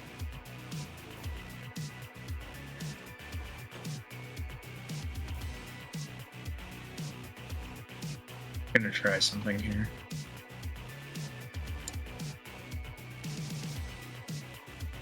Don't know if this will work, but it's worth giving a shot. All right. Sorry, I'm back. I had to go check on my one less wisdom tooth of a girlfriend. Yeah. All right. Let's see. So what's going on here? So it's your turn. The dude on the corner here is asleep, thanks to the dart cyberfinger that Connor now has. Rook's got the other one over here that's on fire, still in a grapple. Cool. Let me see here. I like shooting things that can't dodge. Let's see. Let's see if I can actually get this to work. And for the, by the way, I fixed it. I just opened the tab in Edge instead of Firefox. Okay. Well, hey, look at that. It might just be like a cookies issue or something. That's probably what it is. It's probably Firefox being too, data bad, cookies, data being extracted. So this guy's asleep, Cody, just so you're aware. Oh, I'm very aware. Okay. Okay. Oh no. Wait, we're shooting the sleeping guy? There's no way we're shooting the sleeping guy. All that work just to wake him up? Yeah, I mean, sleeping dude takes damage. He does wake up. That is the way that sleep okay. works. Let me get another angle on the one that you've got grappled then, because I can probably catch him in the side without hitting you. Yeah, because I think you started like here, Cody. Yeah. I was right on the corner. What do you think about that? I think Rook probably could angle himself out of it if he knew you were going to take shots. Cool. Because I'm gonna just go ahead and hit him real nice here. Miss shot's going to be a D2, but we'll see. Yeah, it hits. Easy shot. Go ahead and roll me the damage. So I assume, drop your shotgun and draw your assault rifle for this? Oh, my shotgun's pop up, sir. Oh, your shotgun's pop up. Fuck yeah. Yeah, so you just snap that back in and then just... Fair. All right, cool. Yeah, so 16 damage to the dude on fire. So you just feel this guy jolt as a 50 cal round just enters his body. Not great for this dude. Of course, this guy's gonna use his action this turn not to fight you on the grapple, but to take himself off of fire. Of course, he can't move because he's still grappled. Peacock, we come to you. You are up on 2 rate of fire with your Perseus if you want to use that. Mm-hmm. Yes. Well, it looks like kind of, Rook's got this one kind of working. And this one's So asleep. That one's asleep, so I'm gonna move here. Mm-hmm. And I'm gonna Cam's jack in. like right here. Yep, beautiful. So you jack in. First net action is to jack in. Very Yep. cool. So on this first level of the network, you are of course faced by a password. Oh, of course I am. And Yeah. Pathfinder cannot see past that, correct? If you roll over its DV to crack, you can. All right. Let's just go ahead and backdoor that away. Okay. Cool. So you're just gonna raw backdoor Yep. right through it. Yep. You crack that with ease. And let's just go ahead and Pathfinder. Cool. Roll it. Holy shit. Okay. Very cool. So down you see quite a ways. Oh Jesus. So below you, you see a black ice, and another password followed by a control node, which sits at the bottom of the network. In here with you, you also see on your readout, you see an imp. So that's probably the air drone. Okay. Got it. Alrighty. That's all my net actions. Beautiful. So now, this dude's asleep. I'm gonna keep him. We'll keep him in the initiative for now. Matchlight, we are back to you. Awesome. Okay, so how's Mr. Man looking? I mean, this one's not looking the best, but he is grappled. Okay. Just to get this done more quickly and without, as much risk, I'm gonna shoot him as well again.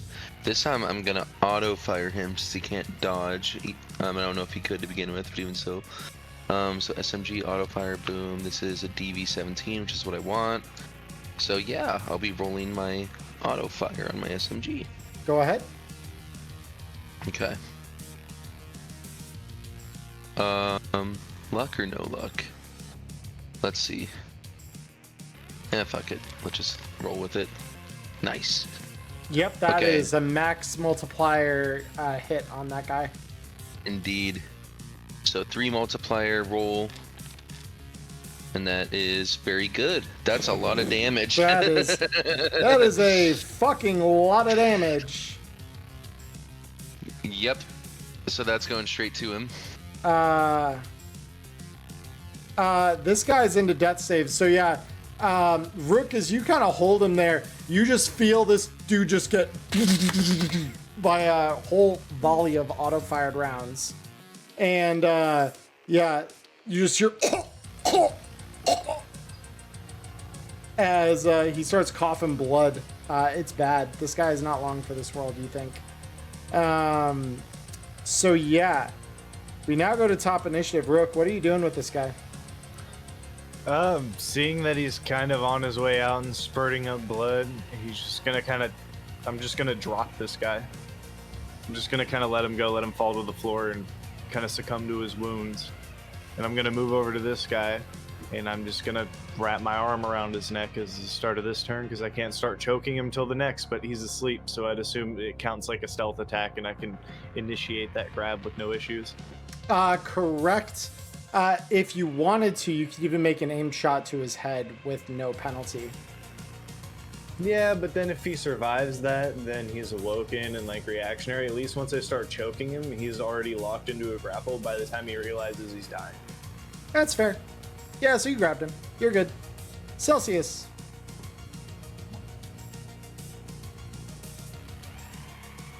I mean, it seems like you've got things under control. I'll just 1, 2, 3, 4, 1, 2, 3, 4, 5, 6, 7, 6.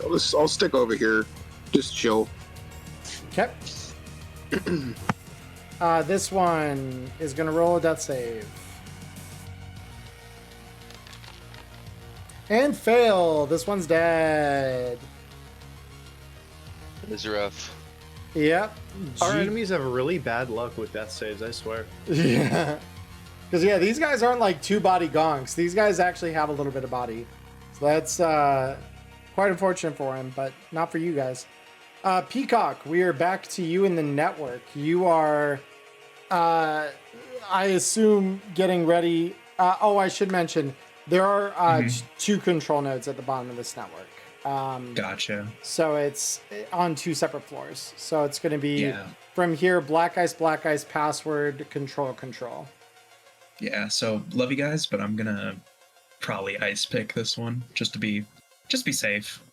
So you do hear the buzzing overhead of that drone that I mentioned before. Right, but I would get close to the wall and fucking, just get out of sight from that drone. So I'm gonna res up my tech upgraded speedy and an armor, and I'm going to descend 1 layer. Okay. You hear growling. You hear the gnashing of teeth. You see a hellhound. Yep. So let me go ahead and add a hellhound here for us. So go ahead. 1 hellhound? It's 2 different levels. So this first level is a hellhound for the black ice. Okay. So roll speed. Speed. Yep. Jesus Christ. Yeah, I'm fast as fuck. You are fast as fuck, boy. Holy shit. Yeah. All right. You duck it. Well, I got a sword with this hellhound's name on it. Go ahead.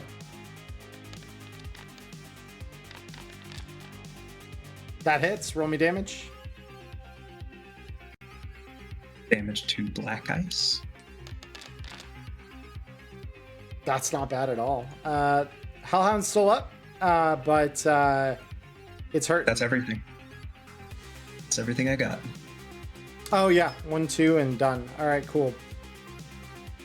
Sleepy security, and then matchlight. We're back to you. Alrighty. So, Rook's got this one now in a chokehold who's going to sleepy time, right? Yep. You do hear an ominous buzzing overhead. Yeah. I'm gonna just, comms the Peacock and say, how long until you can get that drone handled? 20 seconds. That might be too long. Do you mind if I shoot it a bit? Try not to. Get somewhere where you won't be seen. Okay. Heard. So, I'm gonna leave Rook to do Rook things, and probably I'll just reload my. It's hard because you got the SMG you could reload, but you also got the fucking Dart gun. The dart gun. So it's like, which one do I reload? I'm gonna reload my dart gun, and that's it. Okay. Beautiful. All right, top initiative. This drone is going to hover out back here.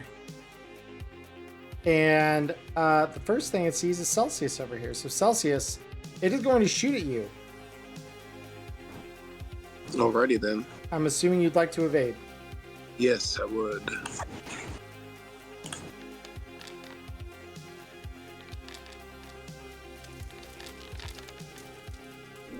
Uh-oh. Im's got a good shot. What can I say? Oh, and it crits. All right, Celsius, let's see what critical injury you have. What critical injury you have? Collapsed lung. Collapsed lung. Yeah, so you just feel the wind driven out of you as you get hit in the chest by this AP round off of the drone. I don't need a lung to shoot back, so I'm fine. That's some tough shit right there. Awesome. Rook, we come to you. Yeah, that's what we call the language of solos, but I think this is the first turn that we just get to apply my 12 damage flat to this dude's face. Yeah, so this guy will wake up suddenly feeling that pain of your arms wrapped around their neck and just hear, It's just a bad dream. It's just a bad dream. It's just a bad dream. Jesus Christ, Celsius. Holy fuck. Okay, so what's the vertical distance on the drone? Vertical distance, it's hovering just above your head, so it's negligible compared to what it normally would be. Let's set it on fire. That sounds fun. Little dragon's breath never hurt anything except what you're pointing at. Yep. Exactly. Especially when you're pointing it into the sky. That hits. Roll me the damage.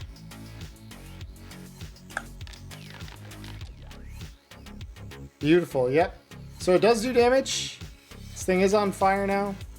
It is hurting, but it is nowhere near dead. It can't put itself out. It cannot. This is true.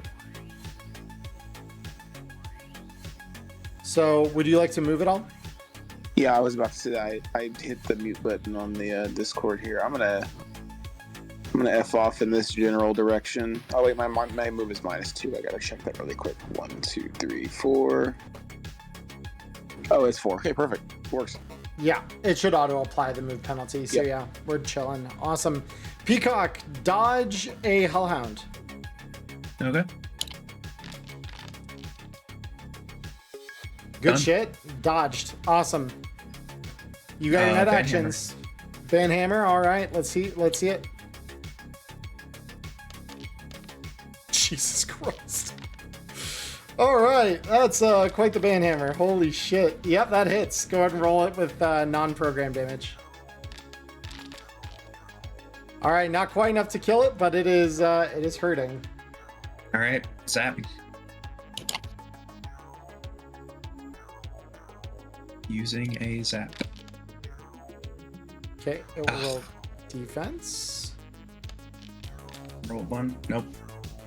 Yep. It dodges it. All right. Fuck it. Another sword. Okay.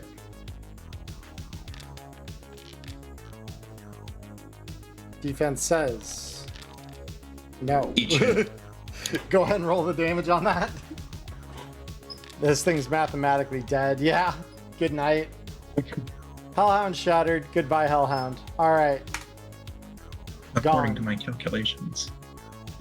Beautiful. All right, so this Zeta Tech security guard is going to try and break the grapple. Go ahead and roll me Brawling Rook.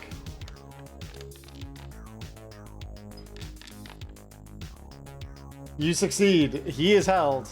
Matchlight, we come to you. Beautiful. Okay. So Brooke's about to do his thing.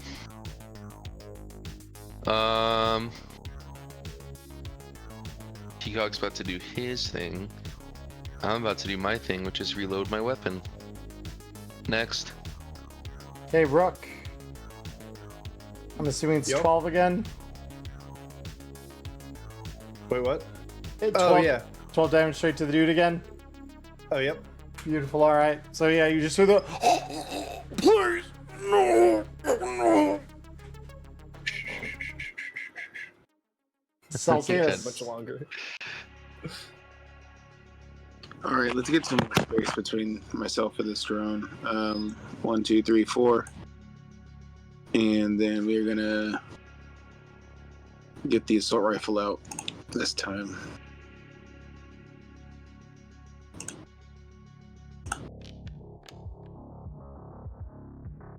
I mean, that's a hit, yeah. Roll me damage.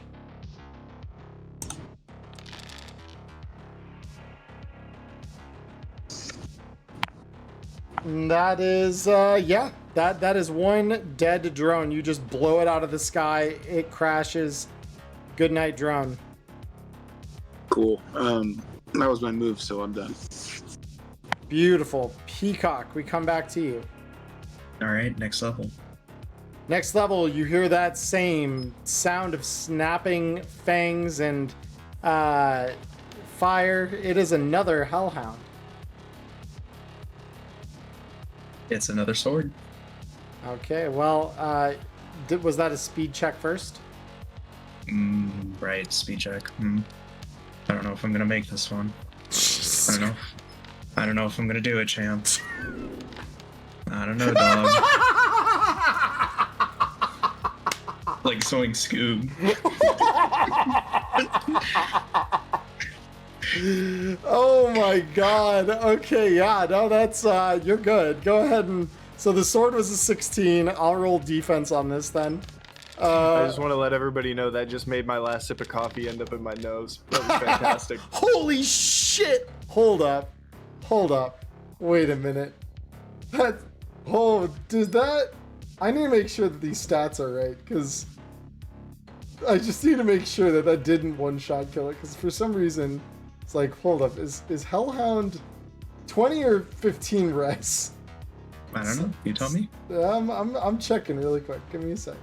It is 20 res. Okay. No, we're chilling. Okay. All right, so it's not dead, but it's hurting real fucking bad. All right, can it survive a banhammer? Let's find out. Okay, 10. Defense A 10. says just enough to block it.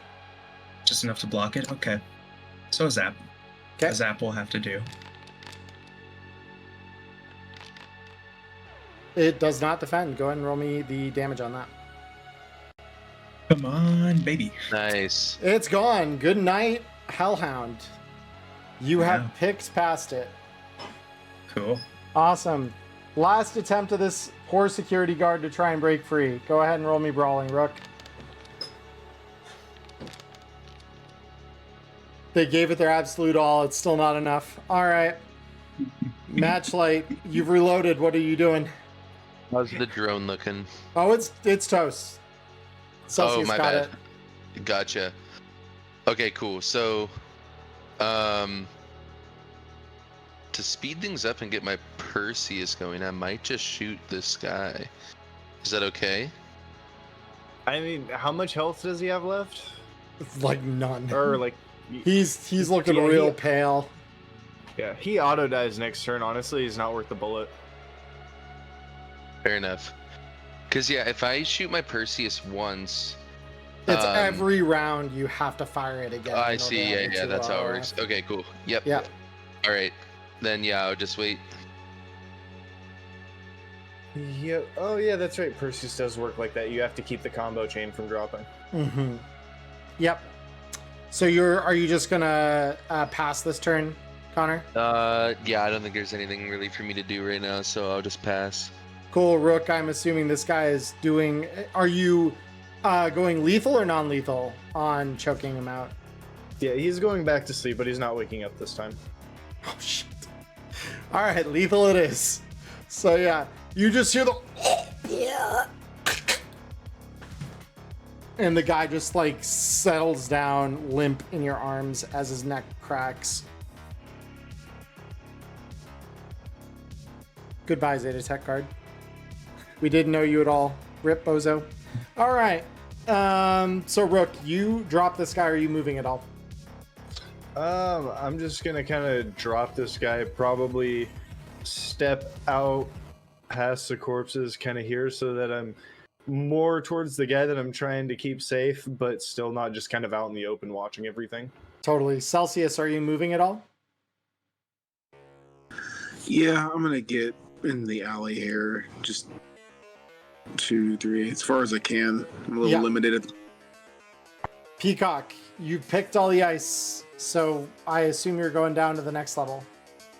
Yes. So I want to, as my first night action, res worm, Cool. Password? and yeah, hit that password. See it? Easy break. Yep, you right through it. Mm-hmm. And there is an imp, right? Well, yeah, the imp is plugged into the control nodes. Okay. If I wanted to use my last net action to write a virus to just derez it, is that Do you possible? want to derez it or erase it? Erase it. Okay. So you would need more than this round. You probably need like 2 rounds worth of net actions. Okay. I mean, how much should I erase it? Well, once you leave the network, if you just derez it, it'll come back. Gotcha. So it doesn't really solve a problem if you derez it. Right. Yeah, you're correct. So I mean, yeah, do I want to spend that amount of time to erase it? Probably. I mean, if I just banhammer it, that just dereses it, right?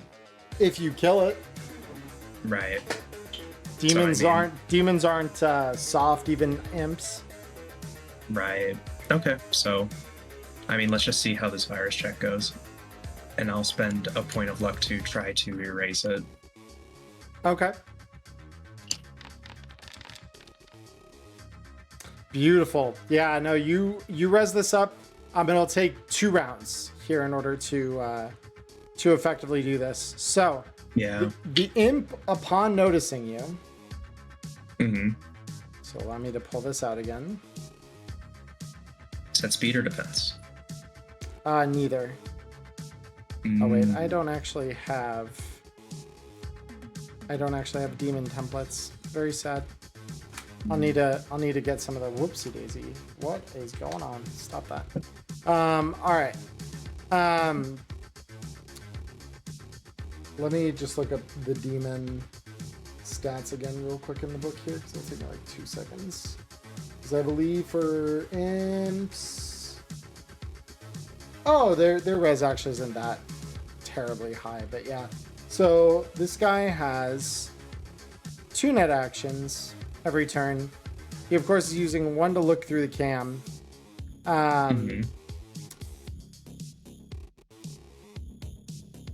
So with that, he looks out, and he does see you. Okay. And with the other net action, suddenly you hear something. Not a good sound. Mm-hmm.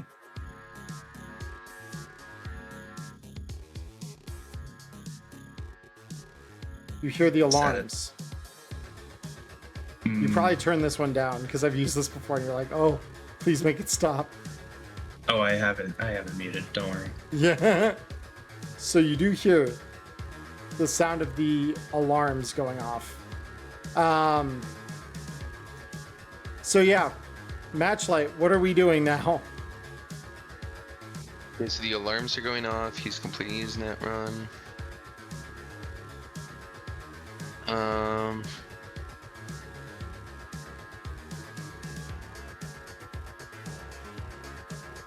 I'm just gonna go into the facility where it's like the nearest entrance to the actual facility. Right there. Okay, All the way 1, over 2, here. 1, 2, 3, 4, 5, 6, 7, 8, 9, 10. Okay. Rook. That's it.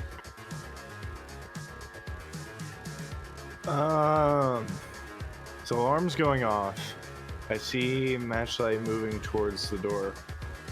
I think first thing that I want to do either of these guys have a radio communicator on them? Both of them do. Alright, so I'm going to snatch this closer guy's radio communicator up and just kind of pop it in and listen into the comms. Cool. So as you put it in, you hear front gate. Status. Front gate. Status.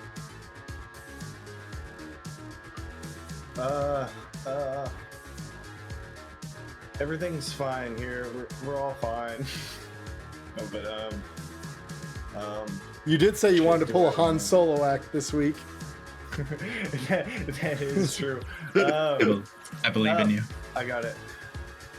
Sorry, Control. Allergies are acting up. I must have sneezed and bumped something, and the dumbass demon must have tripped the alarm. Roll me acting. Oh no. Oh no. Oh, yes. I'm gonna sink my 2 luck into this. You got it. Believe.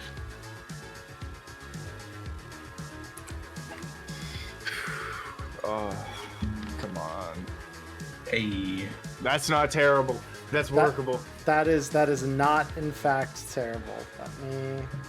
I'm glad I put that 1 level of skill into acting. Hell yeah. Let me go ahead and roll a Yeah, stupid human perception. thing must be on their brains. Oh man, yeah, what a fucking problem. Oh.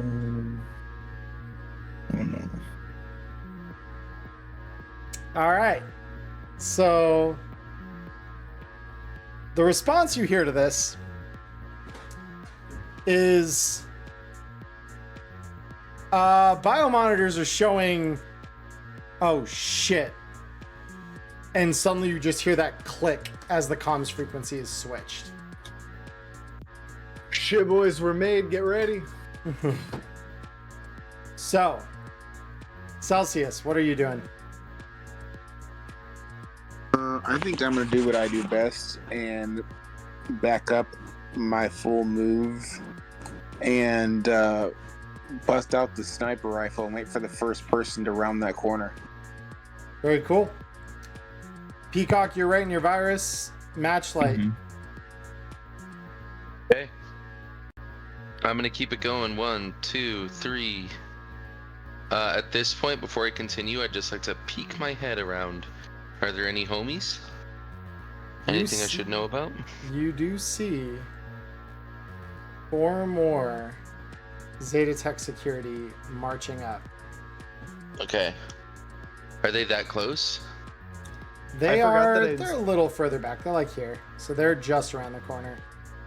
Just around the corner. I forgot that I still had move because I only moved like 2 to the thing. Could I move partially up the wall? Yeah, you can. Absolutely. Cool. Cool. Just around the corner. So Matchlight is that movement it? No, I gotta suppress them. You know what I mean? Yeah. Roll it. I Let's just see. gotta. I just have to. I feel like now is a good time to start using a bit of luck, just a spot of it, maybe like, 1 point to start. All right. So that's a DV is 20. So concentration checks. 1, 2, No, 3, maybe. 4. Yeah, so one of them succeeds, the other 3 are feared. So 1, 2, 3, and I am now rolling these all into initiative. Nice. And then that was 2 moves, so I have 3 more. 1, 2, 3. I'm just gonna go back right here. Bop. Chill in the back for a sec. So first we That's got me. the one who's not afraid. Coming out 1, 2, 3, and after rounding the corner sees you standing there. And he is going to level his assault rifle at you and fire. What's his DV? Let's see what the DV is. Yeah, who's he shooting at? He's shooting at you. Gotcha. Matchlight. My bad. And what's the DV? DV is from this distance. Let me find out. Confirm. 16. I'm gonna roll evasion with a spot of luck. Okay. Bing.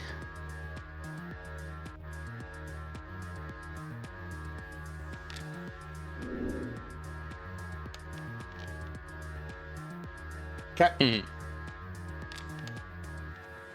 I'm getting shot. You are indeed getting shot. At least it didn't crit. It's a lot of You're damage. getting but shot for it's a okay. little bit of damage. Yeah. Cool. So, next we come to you, Rook. Going to pass by him and seeing Matchlight get shot. Rook's just gonna, son of a bitch, and he's gonna run up and initiate grapple. Go ahead and roll me brawling. Wow. Damn, they're high rolling and I'm low rolling. That's like the 4th or 5th loss tonight. Yep. crazy. So he resists your attempt to brawl or to grapple him. Cool. All right, seeing that he slips out, I'm just going to take 1 step back. Cool. Actually, that's okay. Yeah. So these guys are gonna run into the building. 1, 2, 3, 4. So each of these guys, actually, this one is gonna do 1, 2, 3, 4. So because these all got suppressed, so they're now in cover.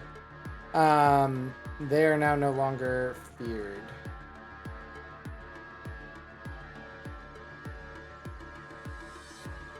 Celsius, we come to you.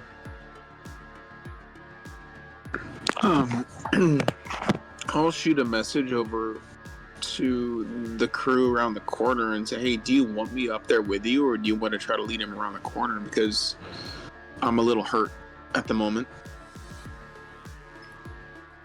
Do we have time to respond? Because I would. It's over probably comms. Yeah, Yeah, it's right. over comms. No, just I say would- protect Peacock. Yeah, I'd say to move up at least by Peacock, because we need to try and maintain a line in front of him. And All right. if you're hurt, you can like stand next to him. But I'll just I'll expend my action to double move then. So 1, 2, 3, 4, 5, 6, 7, 8. Okay. Okay, cool. That's it. Peacock, you finish writing your virus. The imp disintegrates in front of you. The alarms are still blaring. You do have one last net action in the round.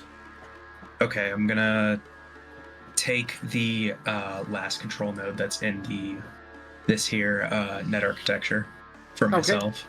Well, whichever node the imp was interacting with. The imp was indeed interacting with...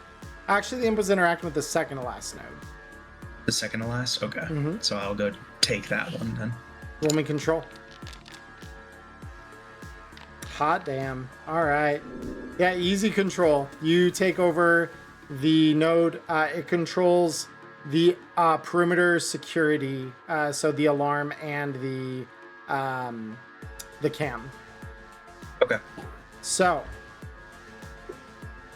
we already dealt with the security. So Matchlight, we come to we come to you, Matchlight. Okay, awesome. So, need to get in some good positioning and get ready to kill a bitch. Maybe 3, maybe 4. So, I'm gonna move. Let me set my DV to pistol real quick. Cool. And then take a step over here. This will put me at DV 15. So I'm going to take 1 step forward, actually. Instead of going like that, I'm gonna go like this. And then that's a DV 13. Yep. So, standing there. Do I shoot him in the head? I could. I just have to beat a 21. How you feeling? I'm feeling alright. How are you feeling? I'm Thanks for feeling asking. I'm feeling pretty good, you know. That's awesome. Cool.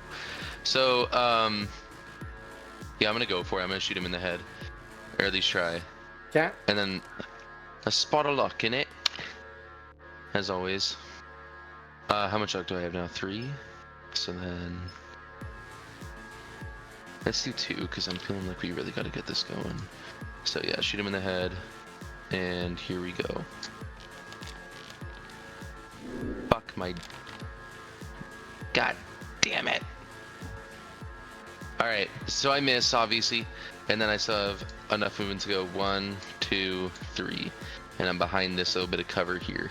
So this is like a fence. So just so you're aware, so you'd have to like move out It's not like you can just cross through it. Oh, I see.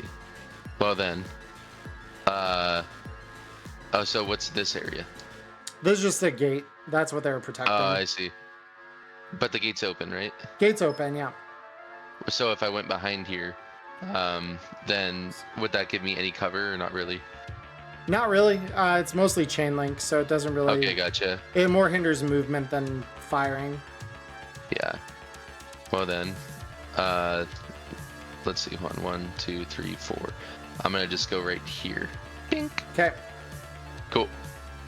Cool. We're already double level security. So this one, upon trying to get grabbed by you, this one's gonna raise their gun up at you. They're moving over here, and I'm gonna just make sure I clarify. This is continuous fence here. They are gonna try and shoot at you, Rook. DV is 17. DV is now 20. Very cool. They miss. They miss. All right. Very cool. Rook. Let's try for round 2 because I do have a plan with him. So 1, 2, 3, and I'm going to try and reinitiate a grapple. You got it. Roll it.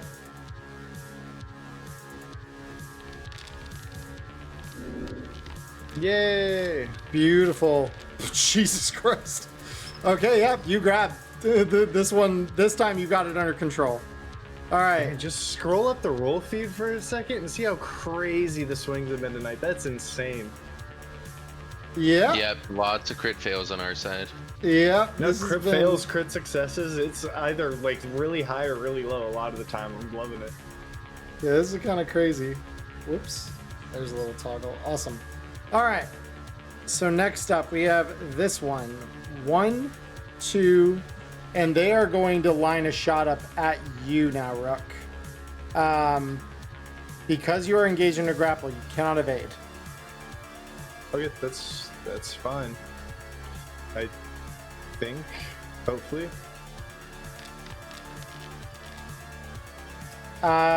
For now, it appears to be fine because this should be, yeah, it's DV16, so they miss.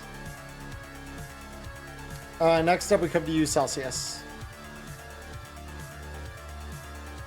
All right. Let's see. 1, 2, 3, 4. Oh, sure. Why not?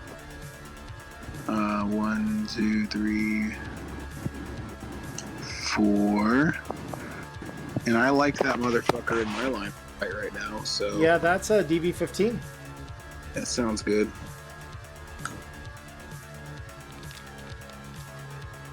That's a hit. Roll me damage.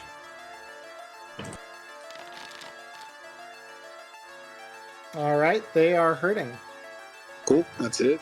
Peacock, we come to you. You have control. All right, I will go ahead turn off those annoying ass alarms. All right. Yep, perimeter security alarms are disabled. Yep, and I'm gonna go to because there's just one more control node, correct? Correct. So I'm gonna go down there and take control of that one. Roll it.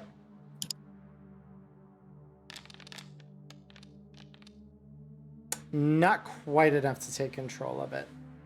God damn it. Okay. Could I roll electronic security Sure. to try to take over that? Sure. That's a little better. That is much better. So the node itself can't really be taken over properly. You do identify with that check it controlled the drone, which is now on fire in a scrap heap over here. Understandable. So yeah, that's where we stand. Okay. So with that in mind, you are out of net action. So now we move down to the next Zeta Tech. So this one is going to round the corner and try to fire at you, Brooke. So this is a DV. I believe it's a 17 from this distance. I'm still locked in anyways. I was sure that it was once I engage him as a once I engage him as a human shield, I can't dodge. I'm probably mistaken though. Let me double check there. Because I imagine when it's just a grapple, I could still like evade with that penalty, but then once I like physically human shield and then I'm locked in place. The only reason is because I reread it this week and I'm like, wait a minute. Because if you grab, while grapple, defender cannot use their move action.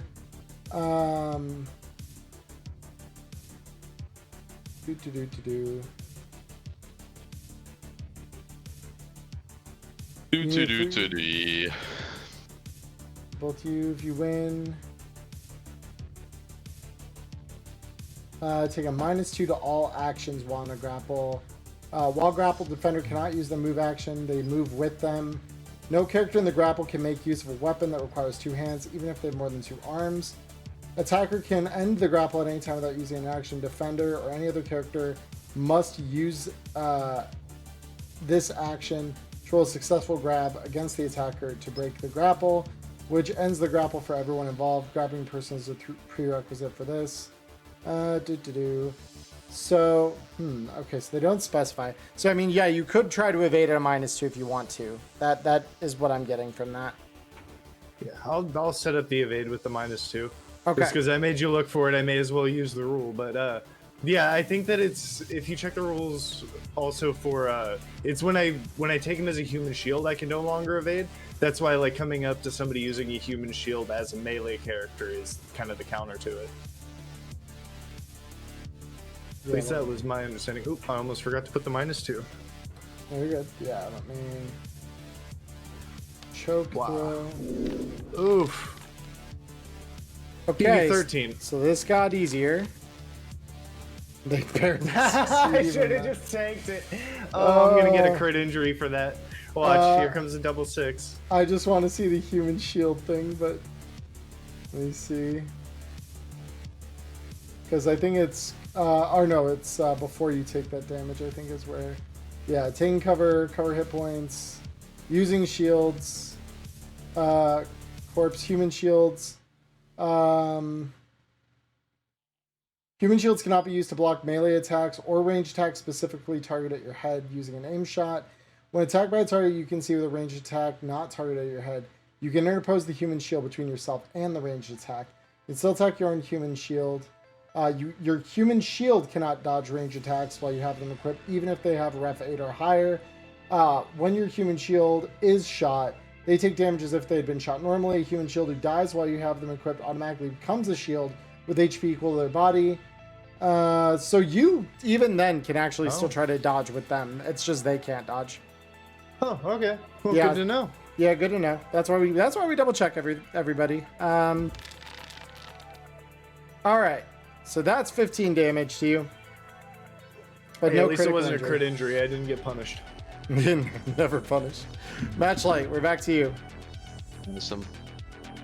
So, what we're gonna do now is I'm gonna go 1, 2, 3, 4. Get this guy in my DV for pistol, and then I have 2 shots at him since I shot last round, which will be fun. So here's the first shot. Okay. And these are both body shots for ROF2. Yeah, right. Cool. That will hit. Roll me damage. That's Ooh, a crit. Hell Beautiful. yeah. All right. So the first shot deals 9 damage plus a crit injury. Of broken ribs. Very nice. And now the second shot. Okay. So bada bing, bada boom.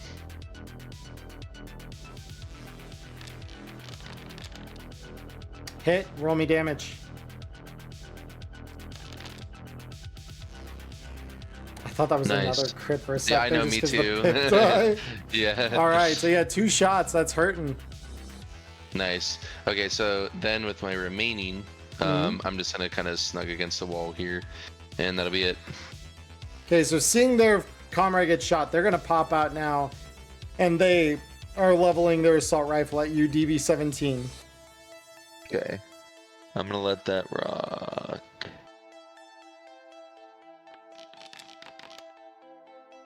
They hit.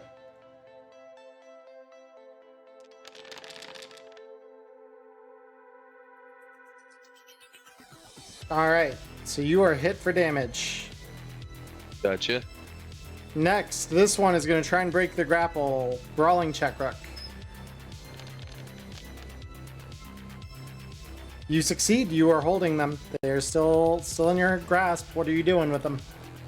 I am swinging them around to like this. Well, I'm going to step in here, but I want to swing them into that front corner just to represent the direction I'm holding them. Yes. And I'm going to equip them as a human shield and start aiming my Perseus towards the pack of 3.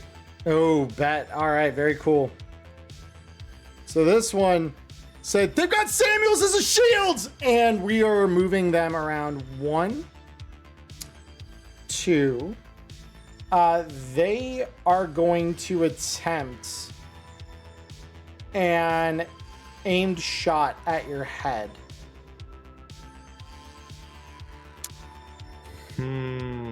And see, now the question is, I have really good odds to try and just kind of move my head to the side because I did crit fail on the last one, and they're going to have a... Is it a +8 to the DV or a -8 to their roll? -8 to their roll. Okay, then I think I am going to attempt to... Because I can't... They're aiming at my head, I can't interpose. Yeah, I'm going to try and duck my head to the side and dodge. At a -2. Oh yeah, core situational modifiers, right? Oh, there is none for grapple. Okay, I'll just do a manual -2 then. Sending. Okay. Ooh, their gun jams as they try to shoot at you and failed the shot. So, there we are. Celsius. I see some new friends now. You do. I'm gonna back up a little bit and then fire at this boy right here. Go ahead. Oh.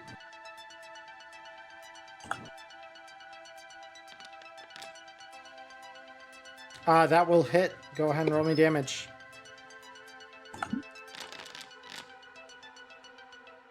That is damage. That's it for me. Very cool. Peacock, we are on you. All right, using the control node for the perimeter security. It's just perimeter? Just perimeter. Wow, They- okay. They've got subnets here, it looks like. Oh, okay. Fuck. The good news is you have dealt with all of the ice, so an unsafe jackout is no longer unsafe. Right. And an unsafe jackout doesn't cost a net action, right? Right. So I'm just gonna unsafely jack out. Okay, beautiful. Yeah, And- so you rip out. And go ahead and... Because... What is it? Hang on. DV is, 4 pistols. It's been a while since I've done this. Usually all my shit is by, you know. So I can move 1, 2, 3, 4, 5. I could move here Yes. next. So I'm gonna go ahead and do that. And I Okay. still have my Perseus equipped, so I'm gonna go ahead. Take there a we go. shot. Take a shot with the Perseus. Gotcha. Yeah.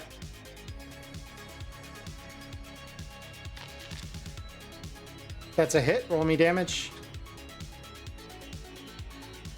Dice, get out of the way.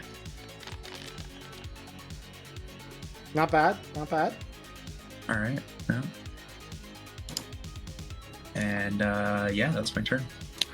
All right. Next, we have this one. And this one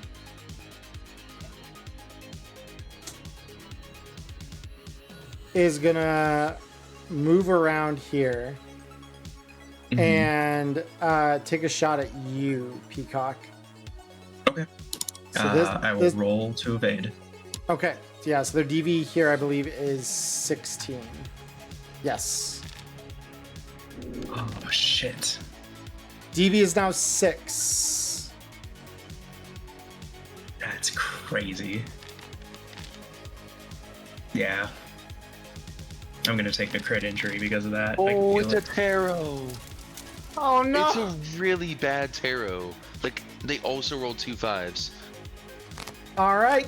That's really bad. I'm really glad you didn't take any damage during the net run. Y'all know the rules. When do we get to tarot an enemy, for fuck's sake? You've only had That's them fine. pull one against you before this.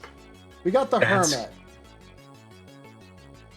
So let's find Wow. out what the fucking Hermit does. I just wanted No, to. I think I remember this one. Don't tell me. I'm speechless. All right. The attack finds a fortuitous flaw in the target's armor, which forms a gaping hole. The victim's armor in the damaged location is ablated by an additional 5 points, even if it was not penetrated by the attack. So, you're going to suffer the normal ablation damage plus 5.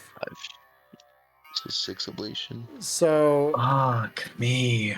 yeah, so that's 1, and then I will manually adjust it the rest of the way. So, your body weight suit settings. So, Oh, ablated wow. by 7 in total now. Damn. Yep. So they Yeah. just blow your armor wide open with that shot. Fuck. Matchlight. Okay.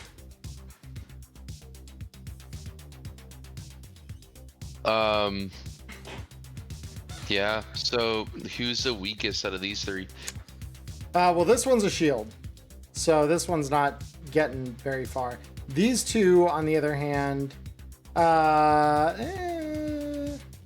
they're pretty equal. not too far off each other. This one's a little worse off, you can tell, but not by a Okay. ton.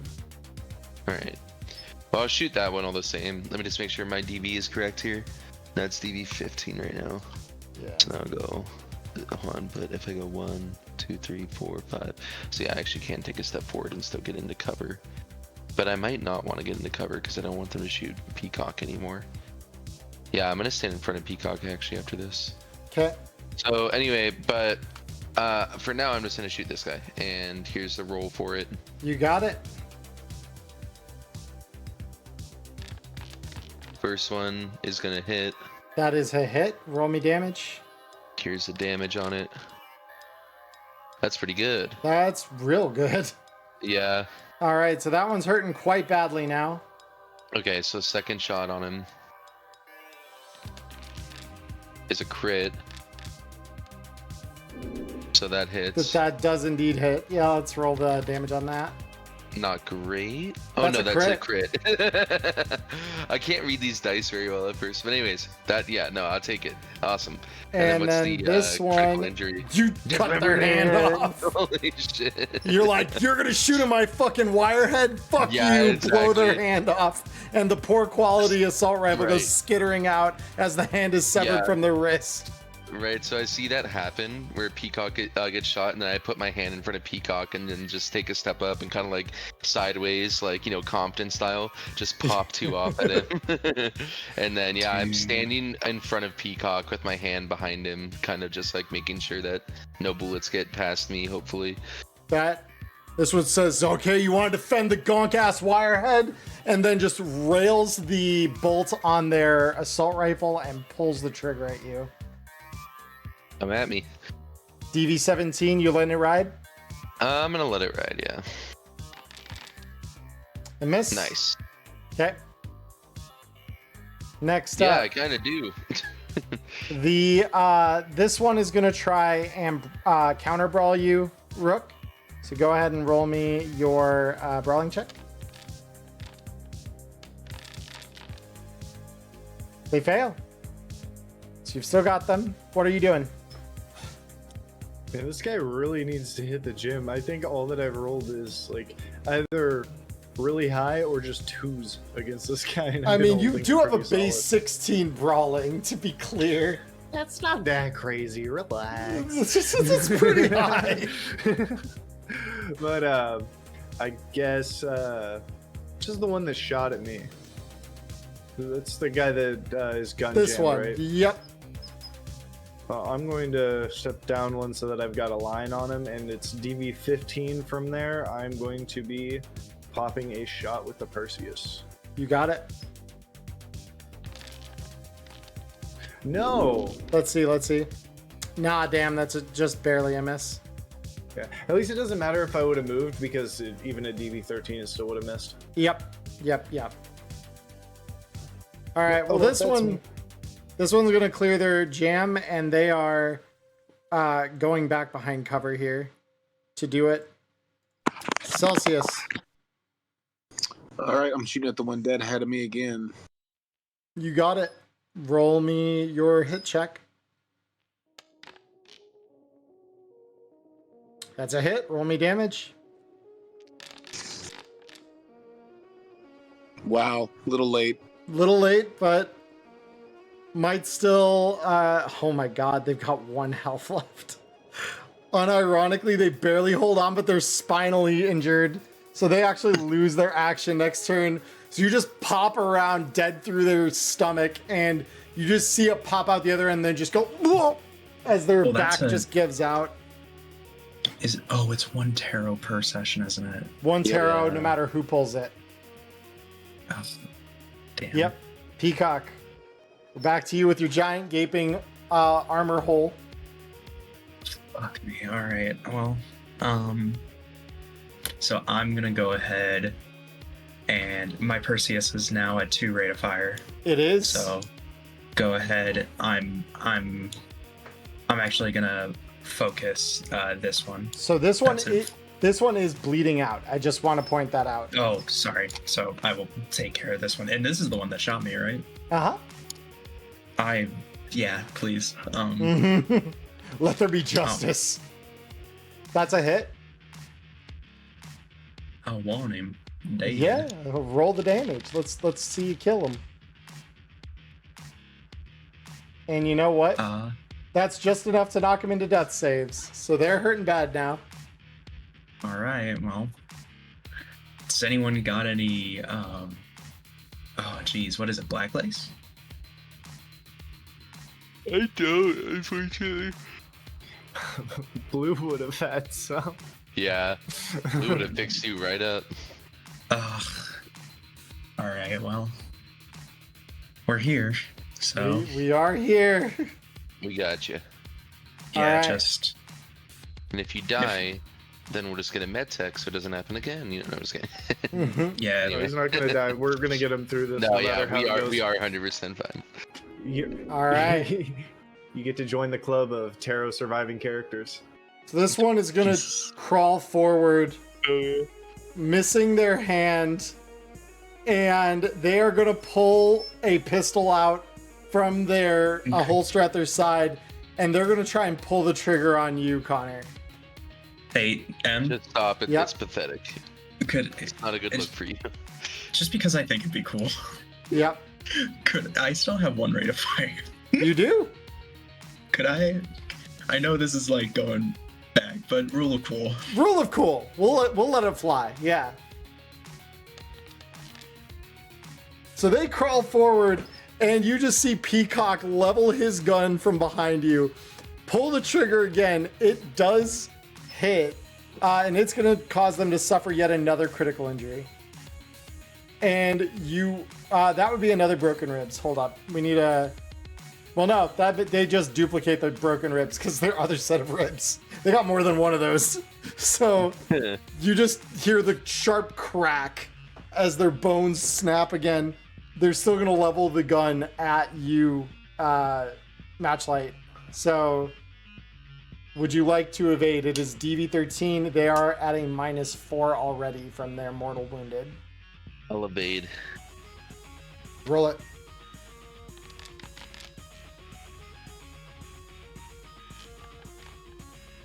You do evade. Nice. Very nice.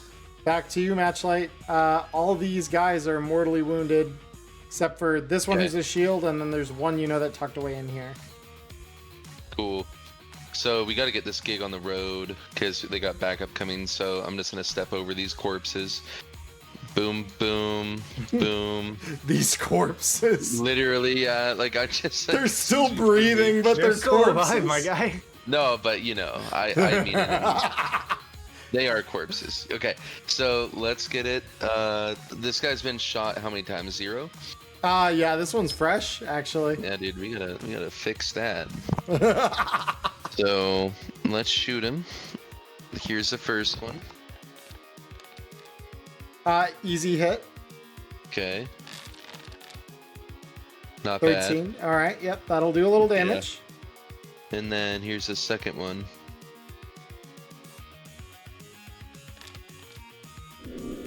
Let's see it. I'm at like a 50. Oh, That nice. still hits. That still hits. Yeah, exactly. I am at like a 50% shooting fucking critical failures tonight, though. It's pretty insane. And that's terrible damage. That, yeah, it just bounces off the armor. Okay, cool. All right. Then I'm gonna take one step back so I'm in cover from these goons. Actually, no, I'm gonna take a few steps forward. 1, 2, 3. Just like that. That's too much move. I'm right here. There we go. No, wait, that is enough move. Okay, cool. We're good. This one's gonna crawl forward. They had spinal injury, so they can't do anything more than that. This one is gonna try and brawl you, Rook, to get out.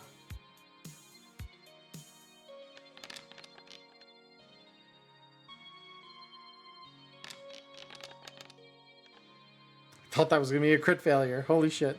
Yep, they fail. Rook. Honestly, I don't really see the use for a human shield anymore. Could I just kind of scoop this guy and slam him? How's his health looking? This one is still fairly healthy. Okay, then I'm gonna keep him wrapped up. I'll just turn my gun under his chin, aim for the head, and go bang. Yeah, you know, we don't even need to roll the hit check on that. Roll it just to deplete the ammo by 1, but yeah, we'll just accept that hits in the head because you've already got him wrapped up. That works too. I can roll it as an aim shot to the head, just so that auto does that damage. Yep, roll it. To dome. I mean, that would hit it anyway. Jesus Christ. Yeah, that's the fun part. Let me target before I push the damage roll as well. Was that the pistol though? That was I hit unarmed. Yeah, hold up. Oopsies, I'm too used to clicking it. I got it. You're good. Militech Perseus. Go bang. It's fine. Doesn't matter. Yep. And he is targeted, so we go ahead and bang. Oh my god. Wait, no. We accidentally both rolled that. Whoopsie daisy. Yeah, so that's a crit to the head. So yeah, you just leverage your fucking Perseus up under this dude's chin and just click and just feel that bang of this dude's head getting rocked by a round. So question is he dead? Because oh yeah, aim shot. I only have ROF1 because I am. Never mind. Cracked skull is the critical injury. Triples damage to the HP on aimed headshots rather than normal. So that straight up kills this guy. You just blow his brains through his head. It's over. Holy shit. Because it assumes no armor since you're under his chin. Oh god. It's direct. Yep. Well, bye, Troom. So actually, you know what's kind of morbid about that? You remember that second part of Human Shield that you read now that he's dead? Yeah. Yeah, so what's his body stat so I know how much shield I still have? Cool, and I have full moves so I can go 1, 2, 3, 4. I want to move him in between me and this guy. And I'll use my second shot on this one. RF1, aim shot. Oh yeah, my bad. You're good. Again. You're good. So this one is seeing that they are now surrounded with the bleeding, still half seizing corpse of their ally. I'm gonna have them roll passive concentration really quick here because they're in the fight still, but barely. Because they're looking at this and they're horrified. So they're gonna look away from Rook and they're gonna look at you, Matchlight, and they're gonna level their very heavy pistol in your chest to try and hit you. I know you're gonna probably roll me evade. Let's see it. All right. How much luck do I have? Just one. Cool. One luck. It's getting like really obscene. That is. I've literally crit failed like over and over and over again. It's not bad though. The damage is not bad. That's not bad. Celsius, we're back to you. So both of these dudes are bleeding out. It's up to you if you want to shoot him again for an extra crit injury or not. No, I'm just gonna get up 8 and stay. Beautiful. Peacock, we're on you. All right, I'm gonna move to the left here of Rook. I do believe I have enough movement for that. Yeah, you're on the other side of the wall, but you can see in here. Yeah, so I can still shoot him, right? Yep. Cool. I still have my 2 ROF, so... You do. Easy hit, roll me damage. Holy shit, okay. Dude, the swings tonight are crazy. I'm gonna have to go watch this back through and stat track it. Yeah, for real. So you tear muscle on the first shot. The second is also a hit, roll me damage. Holy shit. Can I? Yeah, there we go. So we chipped that one through. This guy is now very badly wounded. All right. All right. Actually, I think. No, next it's Zeta Tech. But they got to roll a death save. Let's see if they can do it. No. They They are gone. Good night. You rolled a 10. Rip bozo. All right. Matchlight. Okay. So how much of like the info that we were supposed to get by coming here have we retrieved at this point? Literally none. Okay. And what's in this room as I kind of look around? So this seems to be like an front reception kind of area. It's pretty much like I haven't drawn any features here because there largely aren't any. It seems like, again, this is recently acquired and they, other than like a desk further down off the map, this one's just mostly open, plain concrete. It's not anything special. Gotcha. Alrighty. So we'll deal with that in a sec. I'll shoot at the person right in front of me. Okay. Twice, of course. Beautiful. Roll me the first. Here's the first. Hit. Roll me damage. Jesus, I thought that was a crit. That's still a lot of damage. All right, so that's a ton. It's the first shot. Second shot also hits. Roll me damage.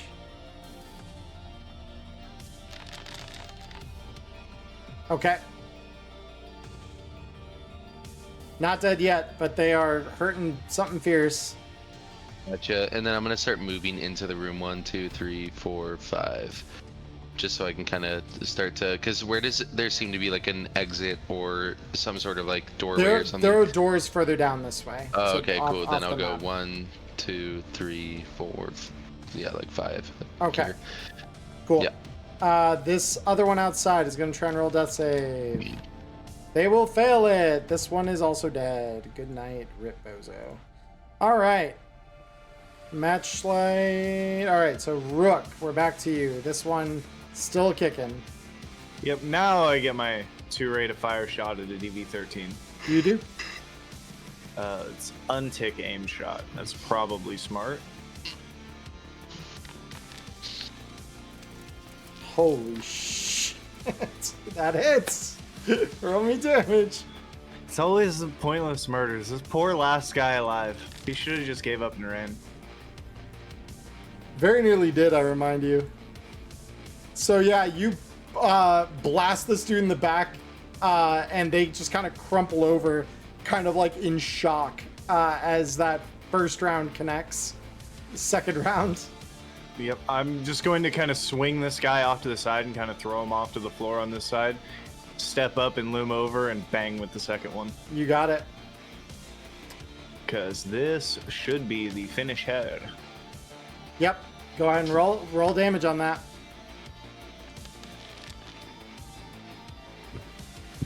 All right. So that is going to then deal us a critical injury on this guy. For an object. And their death save goes up by 1. They're going to now roll the death save. And fail it. They are dead as you put 1 in their back to crumple them and 1 more in the back of their head to finish them off. They are no longer. Zeta Tech down. Of course, this is just the entryway. So, at this point, you can see inside here. And going back in the direction that Matchlight is, you see a reception desk kind of off in this direction, as well as a directory board. But that said, I think this is the point where we will call it for this week. This is a pretty good place to call a gap. And then we will come back to this and continue the mission next week. Sounds good. All right, Good. beautiful. We can jump right into it. Yeah. We can't. And then Nyla, I just hear you like, shit. We're all doing side stuff in the beginning and walking up. We did a bunch of prep. Like it ran a little long, but it was worth it. I had fun. Yeah. No, I mean we aren't much longer than we typically would be. So, Yeah. all right. Well, guys, for those of you here on Twitch, please stick around. We will have our after show. But those of you who are watching this later on YouTube, this is where the show kind of ends. Again, just a reminder for those of you who have any interest in doing so. We do have slots open on my Thursday and Friday games for Start Playing. So if you do want it on those, we would love to have you. You can sign up at my Start Playing page. Again, the link for those of you on YouTube is below this video. And for those of you on Twitch, I've just put it again in chat. So if you would like to join us, you absolutely can. But other than that, for those of you on YouTube, I hope all of you have a wonderful morning, evening, or afternoon, wherever you are in the world. Stay healthy, stay safe, and until we see you again, peace.